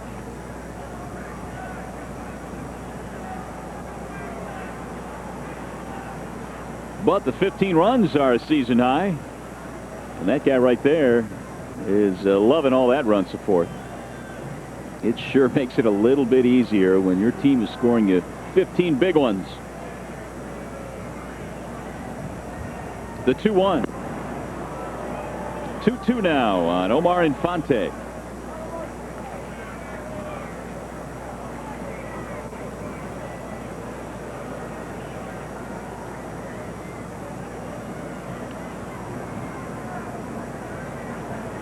Liriano came in the 3rd for Silva, then Crane, and now Rincon.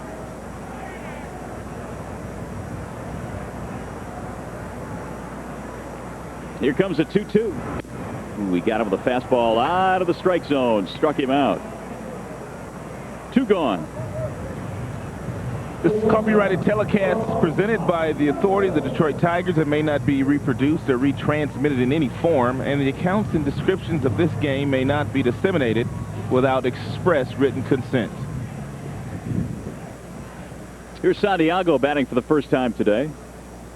We were talking, Rod, about getting to the middle relief of this Twins team, which the Tigers have done in this series. It used to be, when they were winning the division, that, boy, they would get to the 6th or 7th, and then they turn things over to guys like Rincon and eventually Nathan. But Romero's in that mix. Yeah, absolutely. Rincon, 75 appearances last year, 77 the year before that. And the numbers really were startling. Well, their team basically is built on their starters going at least to 6 or 7, which would allow them to get to the guys that we're talking about, Rincon and Nathan. But they have not been doing that. So a lot of middle relief, and with the offense not producing right now, it's tough for them to play catch-up. That's line to left and a base hit for Santiago. Santiago is a wonderful story. I mean, starting shortstop for the Tigers in 1983, excuse me, 2003. Probably wasn't even born in 83. Probably not. In 2003, and of course he was part of that Carlos Guillen trade and went to Seattle for a couple of seasons, and he made the team this year a long shot. because he could catch the baseball. That's how much Jim Leyland places an emphasis on catching the baseball. He made the team because defensively he's that good. He's a great kid, too. Always smiling. Good character guy, and I think every team could use a few of those. Shelton, the batter. Shelton's going through it right now. Looked like he was coming out of it last night with a couple of hits, a home run to right field. But today, boy, he has been swinging at a lot of balls out of the strike zone. He did slice that double down in the right field corner, however. And scored a run after doing so. Here's the 0-1.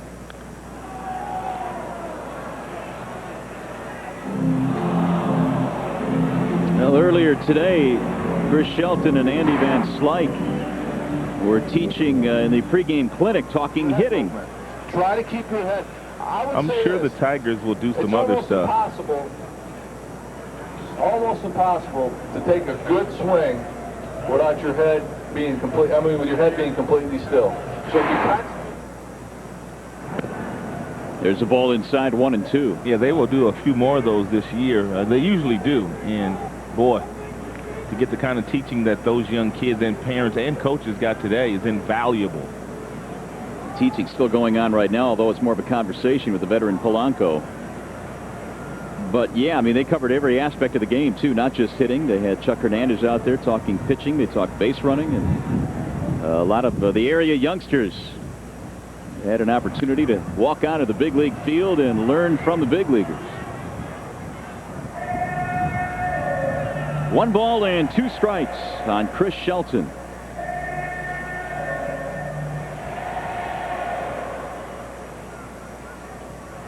Juan Rincon is out of Maracaibo, Venezuela. Tigers have 2 runners aboard. And the 1-2. Lifted foul. Back out of play.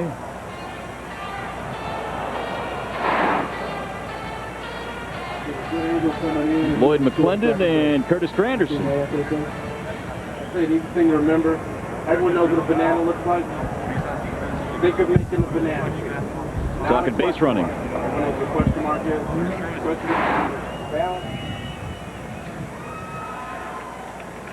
Here's the 1-2. A little bit low. 2 balls, 2 strikes on Shelton.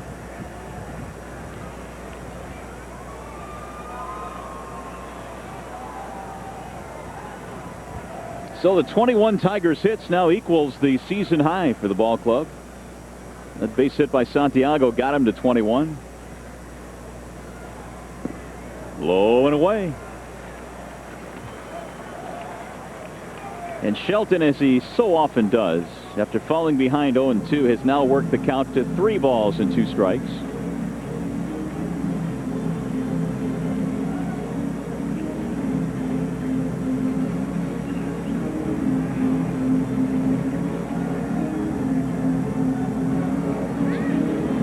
On deck is Craig Monroe. Final game tomorrow, Kenny Rogers and Kyle Loesch at 1:05, and the Royals come in for a mini 2-game series. We're going to see former Tiger Mark Redmond in that series. He's pitching on Tuesday for Kansas City. And the runner's going with 2 outs, and the 3-2 pitch is ball 4. So Shelton fell behind 0-2 and works the walk.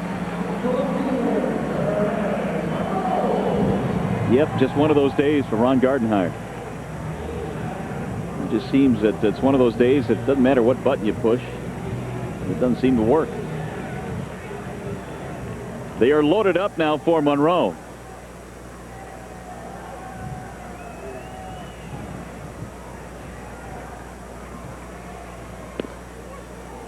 Oh, and 1 on Craig. No matter how many base hits you have in the game, and you can see that Craig has had a really good day, and stay greedy and stay hungry. That's one thing Pete Rose made a living on doing. He never gave away at bats no matter what the score was. Well, Monroe now with his 3 hits today has 5 for the series, and all of a sudden that average, which was floundering below 200, is up to 250. Doesn't take long. And before you get a couple of hundred at-bats under your belt, it's going to go up drastically or go down drastically, depending on how good or bad you're doing. But once you get to 200, 300 at-bats, it starts to stabilize a little bit, doesn't move up or down as rapidly as it does before that point. And it gets back to the point you made last night. That's why I think a lot of guys like to get off to a very good start offensively, because you get that average to a point where when it does stabilize, it'll be at a decent level. And you take pressure off of yourself. Busted bat, ground ball to short, tough play, one hop to first, and Morneau can't handle it. Here come 2 more runs. It's all going the Tigers' way today. I think the official scorekeeper may have thought about giving Craig a hit, but the first base umpire, Kerwin Danley, singled out initially, and then the ball fell. And then, of course, he had to rule that Craig was safe. There's Kerwin Danley. So Monroe is aboard, and it's now 17-1. And Castro has to surround this ball and throw off balance. It's a close play. And I don't think there's been a ruling yet, has there? There has not. Still waiting. Strike called on Alexis Gomez. E6. So an error charge to Castro, allowing 2 more runs to come in.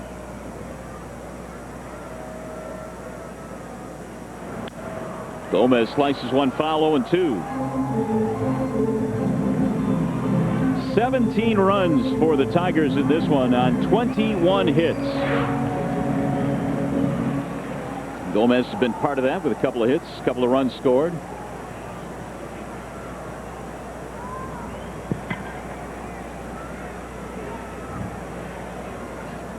Here's the 0-2.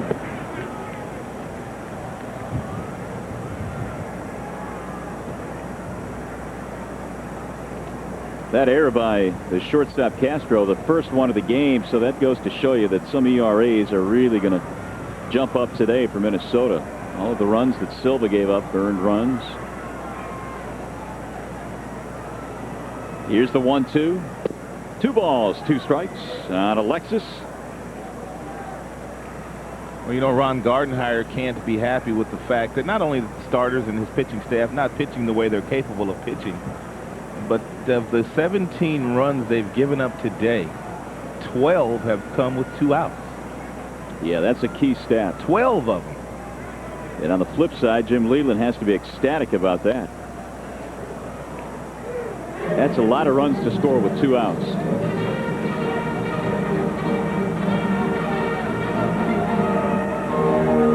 Two and 2. He's still pacing, though, like it's a 1-run game. Oh, he sat down for a while with Polanco. I thought he was going to chill for the rest of the day. No. Well, I shouldn't say chill. He's never chilling down there. He respects the game of baseball way too much. And boy, with a 16-run lead, if there was ever a time to chill, you can chill a little bit now. Yeah, it might be right now. There's a ball inside and high. Rincon wanted that call in a 17-1 game, didn't get it.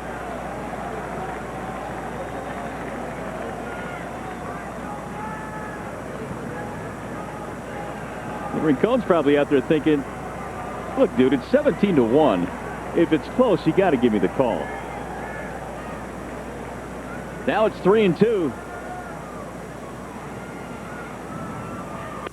And there's ball 4. It's going to load the bases. Well, it's just been an ugly inning for Rincon. He's walked a couple of batters. He's given up a couple of hits. An error has been charged behind him, and more seeds for Ron Gardenhire, who's just about had it. All he can do is shake his head.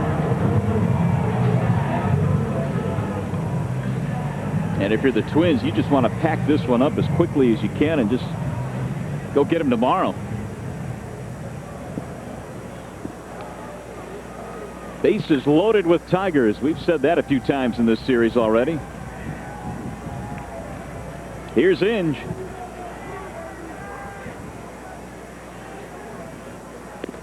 Ball up high, 1-0.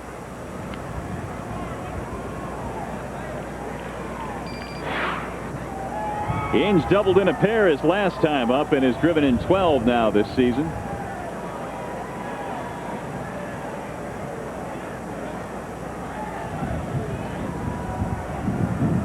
Here's Rincon's 1-0.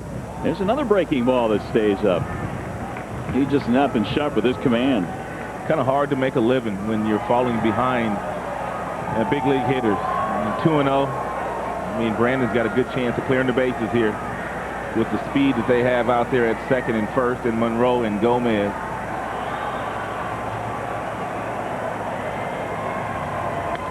Inge takes a hack on 2-0 and skies it in the air to shallow left. The shortstop Castro is under.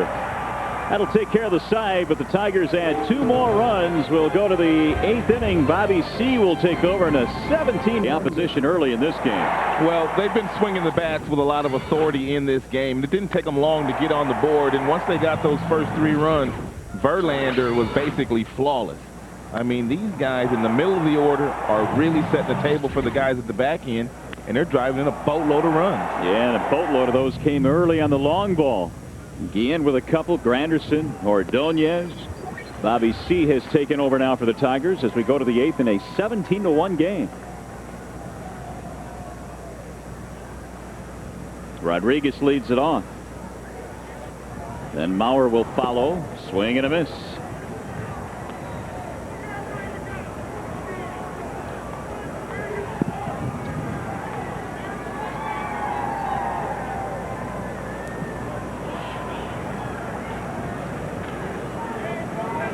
Oh, 2 on Rodriguez. Took over defensively for Castillo earlier in the game. C is the second left-hander in the Tigers' pen. Of course, Jamie Walker is the other. Bobby made the team out of spring training. Most managers would love to carry 2 lefties, and sometimes you just can only carry 1. That's on the ground to the shortstop. Santiago has it. Rodriguez retired 1 away.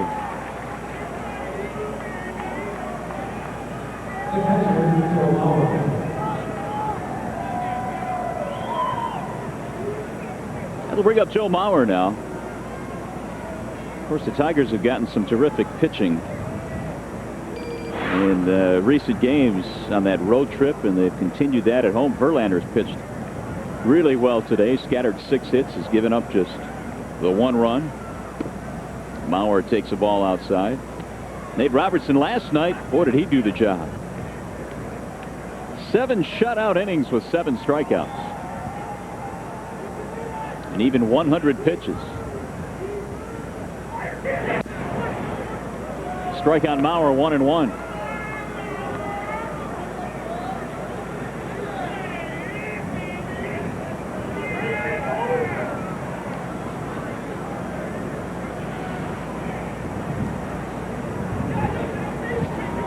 C replaces Verlander, who goes 7 innings.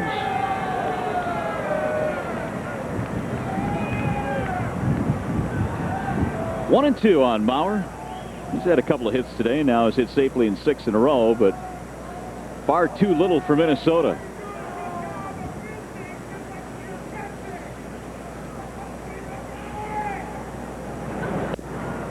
That one just missed. Boy, all those years of going into the Metrodome, the Tigers had trouble winning in that ballpark. The Twins winning their Central Division titles. It's kind of nice to see the Tigers now on the top end of this meeting, at least early on this year. They'll meet quite a few times again this season. 2 balls and 2 strikes. They make it 3 balls, 2 strikes on Mauer. I like what Jim Leland did here with Bobby C., bringing him in, knowing that he would get a chance to see at least 1 left-hander in Mauer. You try to bring your left-handers into situations where they're going to be pitching against some guys that they would normally be pitching against in closer games. That's rolled towards second. Routine play for Polanco, and there are 2 gone. Here's the Comerica game summary. Justin Verlander struck out 4 in 7 innings. Silva bounced out in the 3rd after giving up 9 runs. Big day for Guillen. Big series for the Tigers. And that last stat is the big one. 10 2-out RBIs. Well, all around, they've just played some pretty good baseball here the last couple of days. Pitching-wise, offensively, catching the baseball, base running, you name it. Sierra cuts and misses.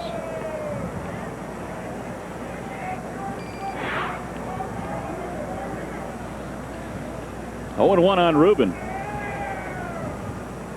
Tigers are home for this 3-game series with Minnesota. KC comes in for a couple, and then the Indians, or the Angels, I should say, before the Tigers hit the road again. To Minnesota, right? Next weekend? Got another long trip coming up. Minnesota, Baltimore, Cleveland. And they will not dodge Johan Santana in that weekend series, however, in Minnesota. He will pitch either Saturday or Sunday in that series. You can do that only for so long. They got a little lucky last year. They dodged him a few times last year. And a lot of people believe he is one of the best left-handers in the game, if not the best. A very talented starting pitcher on the Minnesota Twins team. But he's off to a 1-3 start. Not all his fault, though. Earned run average pretty good, isn't it? That's in the 4s. Let me check that. Hang on. It is 4.45. Yeah, that is pretty elevated for him. For him, it is high, yeah. Swing and a miss. Ooh, and Sierra may have hurt his wrist. Elbow. Or his elbow. That thing popped on him. Boy, they are yelling for the trainer right now.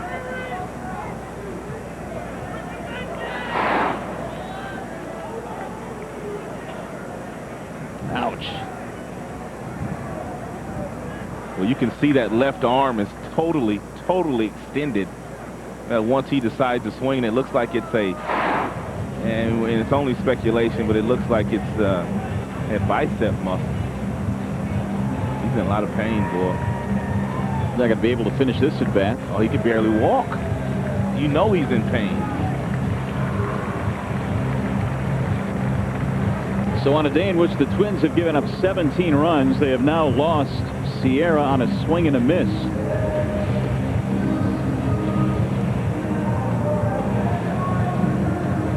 Don't forget, tomorrow it's the final game in this series as they figure out who will finish this at bat for Sierra. Kyle Loesch and Kenny Rogers. Well, he's got an elevated earned run average as well in Loesch, and Kenny Rogers could be easily 4-1 this year. Really, he could be 5-0 because that other loss that he had in Texas is really only the one bad pitch to Curtis Wilkerson for a triple that drove in 3 runs. So Rogers has been as good as advertised. Looks like Redmond is going to finish this at bat for Minnesota. So Mike Redmond will assume a 3-2 count.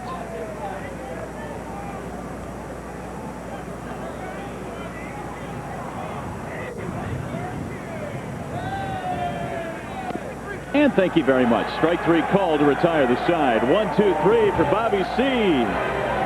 Let's go to the bottom of the 8th. 17-1 ball on FSN Detroit is brought to you by Chevy. See your Detroit area Chevy dealers.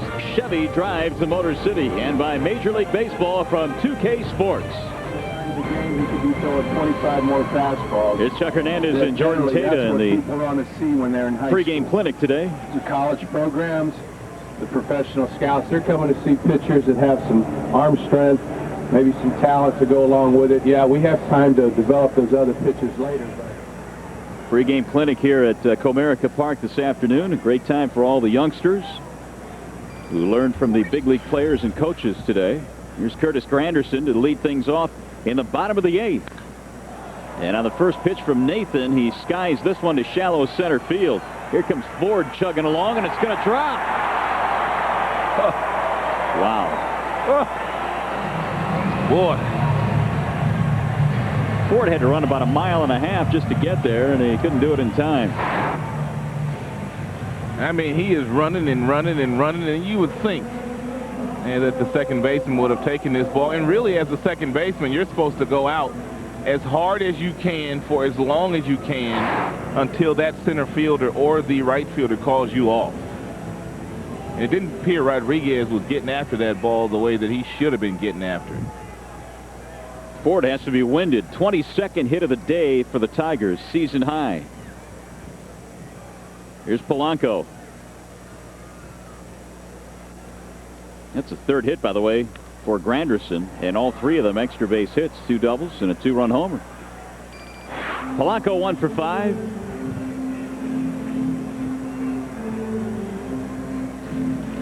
Tigers now have had 47 base runners in this series. 47 with another game to go. And it's not often you see Joe Nathan pitching in games where his team is trailing by 16 runs. Maybe the first time ever.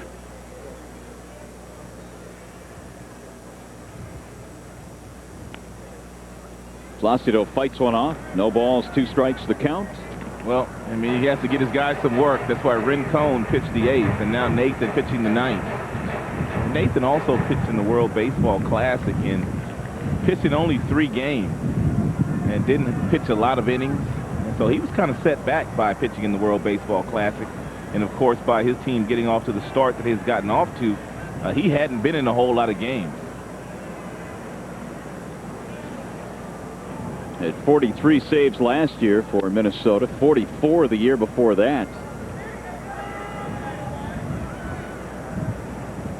It was a great trade that Terry Ryan made a couple of years ago. Not only did he get Nathan in that deal, but he also got Nelson Liriano, the talented left-hander that came in after Silva. Francisco, sorry about that. I wonder if he's related to Nelson. Yeah, that was a great trade. For Przinsky. The Przinsky trade, yeah, that netted 2 big-time pitchers. Jeez. Nathan became their closer, was not the closer with San Francisco, but they thought he had that ability. 3 saves this year, hasn't had too many opportunities.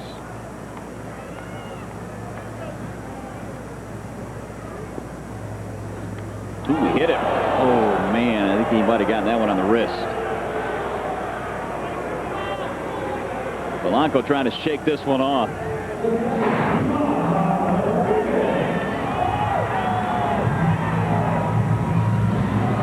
For the hand. Yeah, got it right on the knuckles. It's a breaking ball, and Polanco tries to stay in there as long as he possibly can, because when you see breaking ball, and of course Polanco's a pretty good hitter, you think that ball is going to be away from you, but that one just backed up and stayed inside, and it looked like it clipped his left knuckles. 2 men on, nobody out.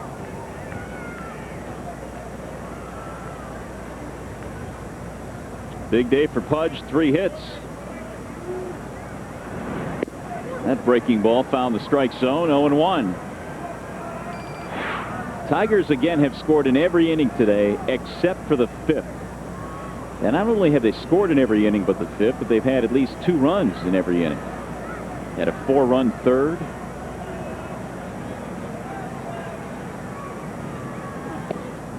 That's low and outside. 1 ball, 1 strike.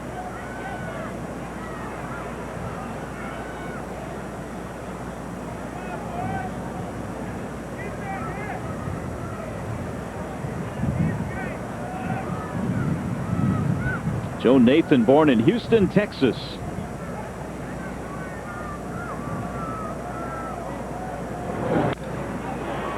That's a little looper, back a short. It's going to drop in. Base hit.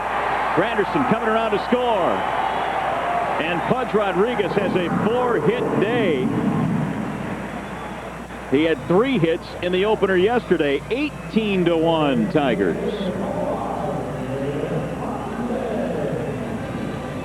Let's take a look at our bell tire pitch by pitch. We're going to give you the home runs today. It's 4 of them. Carlos Guillen got it going very, very early. Gave Verlander some cushion. And then Granderson goes down and gets 1. Guillen once again, and then Maglio Ordonez off Liriano to left center field. Man, are they racking up some hits. And they've gotten some bloop singles. They've hit some balls off the wall. They've found some seats, infield singles. You name it, they've done it. That one's going to get away from Mauer. Not far enough, though. Runners will hold. Well, the 23 hits, they just continue to add to their season high. It might behoove them to save a few for tomorrow. Get as many as you can when you can, I suppose. Infante batting for the 2nd time today.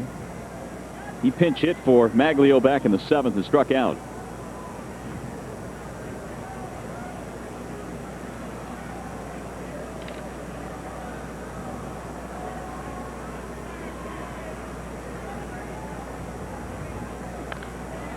That's popped up. Foul territory for Morneau. First out of the inning.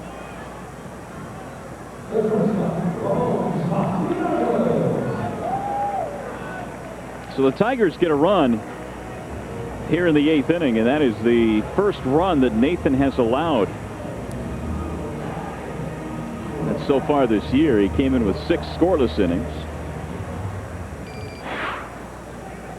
Now Santiago.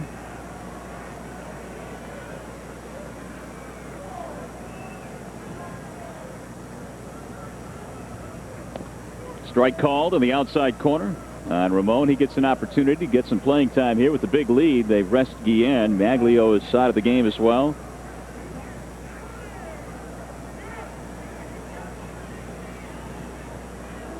Santiago had a nice year last year in AAA in the Mariners organization. Played most of the year at AAA Tacoma. He was their player of the year in Tacoma.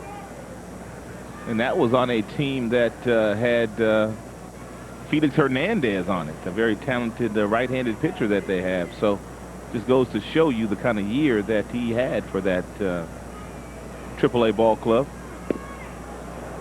Swung right through that fastball.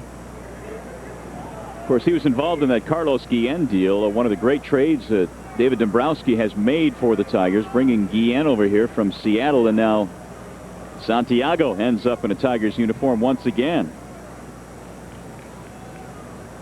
10 home runs last year at AAA Tacoma for Ramon. Pulled that one out of the catcher's glove. 1-2 on Santiago.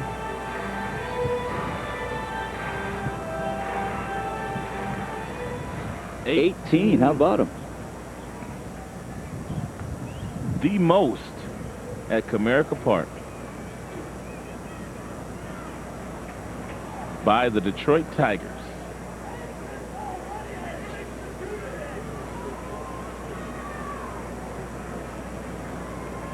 The Royals once scored 26. That was back in 04 here at this ballpark. The most for an opposing team, 26 runs. Big day for Granderson. You can say that for just about everybody in the Tigers lineup today. Curtis with 2 doubles and a homer. 3 RBIs. Tigers fattening up the offensive stats in this one. 18 runs on 23 hits.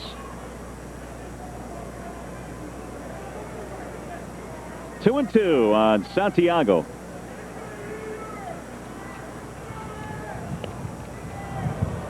Down he goes as Nathan records his first strikeout. 2 away. That'll bring up Chris Shelton.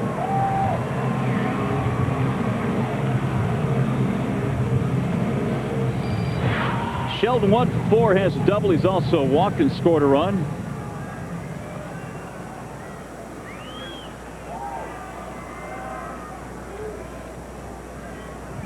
Polanco was hit by a pitch earlier in the inning. He's at second base. Pudge has an RBI single here in the 8th.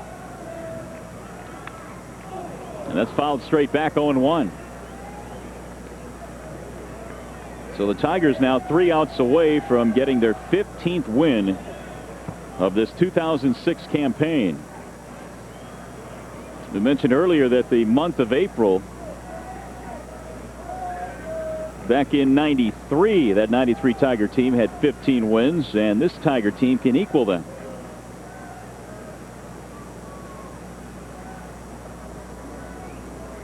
It's been a while since this Tigers ball club has done as well as this team has in the first month of the season.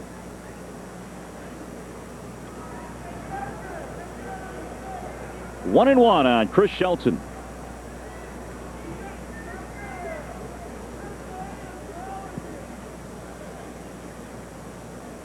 Nathan's 1-1 pitch. Threw that one by him at 96, 1-2.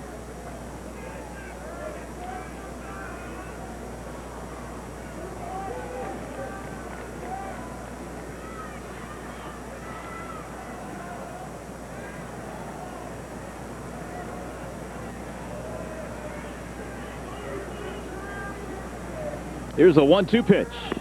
Ooh, he thought about going after it, decided not to. 2 balls, 2 strikes.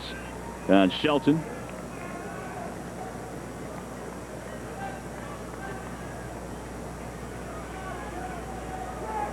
This, by the way, the 23 hits is also the most hits by a Tigers team at Comerica Park. So it's been kind of a record-setting day here for the home team. There hasn't been a Twins pitcher that has had an easy go of it so far in this series. That's in the air and hit well to center field. Lou Ford is on the run. He'll track it down to retire the side. But the Tigers get another one. And a good day for the hometown fans to come out and see some baseball. And they've seen plenty of it. 18 runs on 23 hits. There's a little Wolverine. And here is Jason Grilli to take over now. He'll pitch the 9th inning for the Tigers. Jason hasn't gotten a whole lot of work in this season, but he is pitching in his 5th game. He's pretty much the long man down in the Tigers bullpen, which means that he'll come in when the starters have gotten off to a shaky start, and they probably hadn't pitched into the 4th or 5th inning, but they've been pitching into the 7th just about every single day. So not a lot of work for Grilli. Not a lot at all. And Lou Ford leads it off. Ford, Morneau, and Batista. Grilli's 0-1 pitch. Bouncing ball hit to second base. Easy play for Polanco. One gone.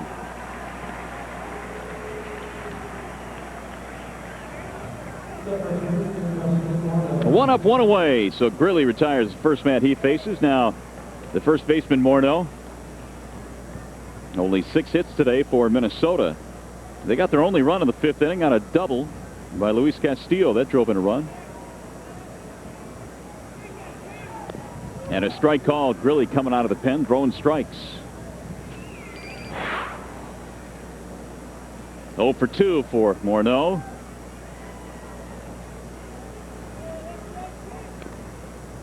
He's a bat that the Twins desperately want to get going. He at one point was 0 for 19 before a couple of days ago he snapped that string. And he's behind in the count here, 0-2.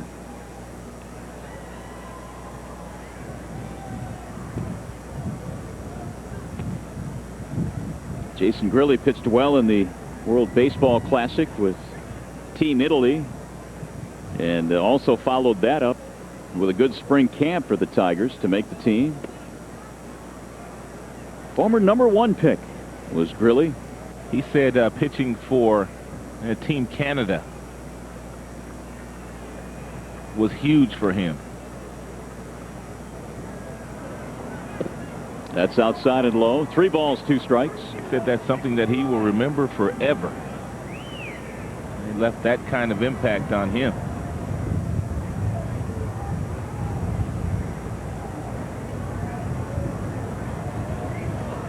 Here's the 3-2. Line toward left, but this will slice foul. Almost a souvenir. 3 balls, 2 strikes.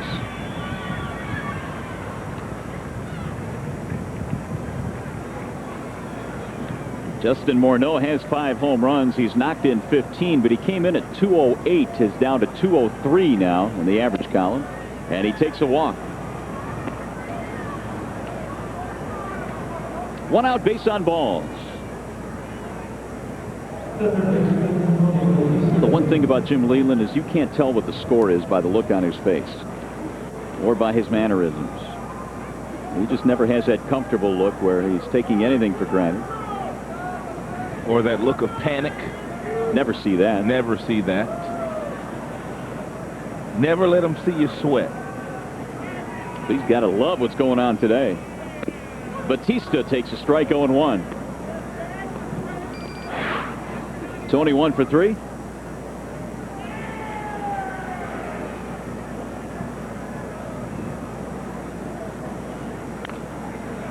Fly ball. Shallow center. Polanco going back. Granderson coming in. Gonna drop in. And Morneau will scamper to second base. It'll bloop in for a base hit.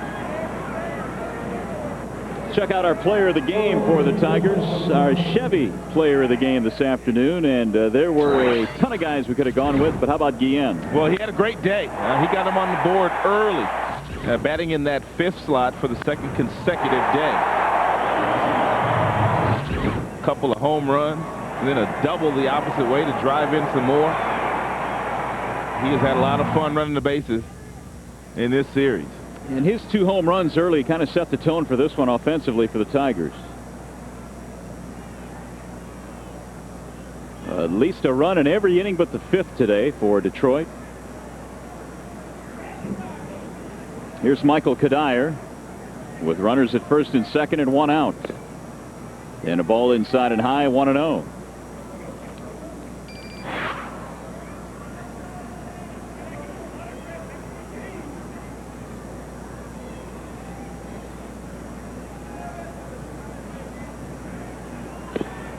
Inside again, 2 balls, no strikes.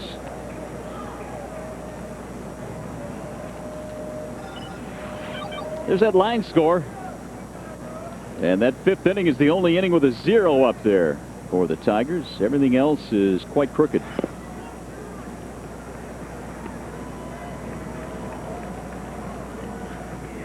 2-1 on Michael Kadire.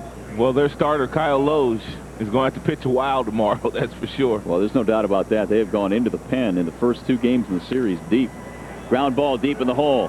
Santiago will go to second for the force. Nice play.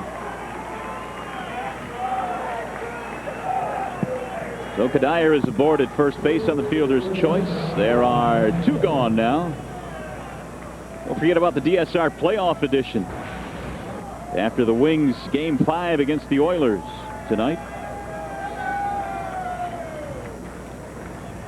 Here's Juan Castro.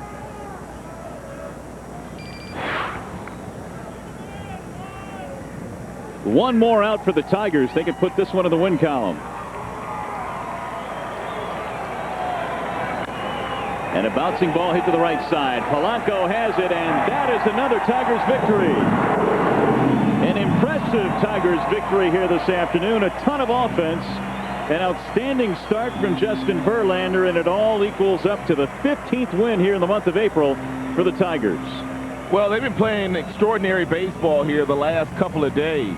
I mean, with tons of base hits, they've scored a lot of runs, they've pitched, they've run the bases very, very well, and they've also taken advantage of the Minnesota Twins in the way that they've played the game. They have not played the way that we've watched Minnesota play the last few years.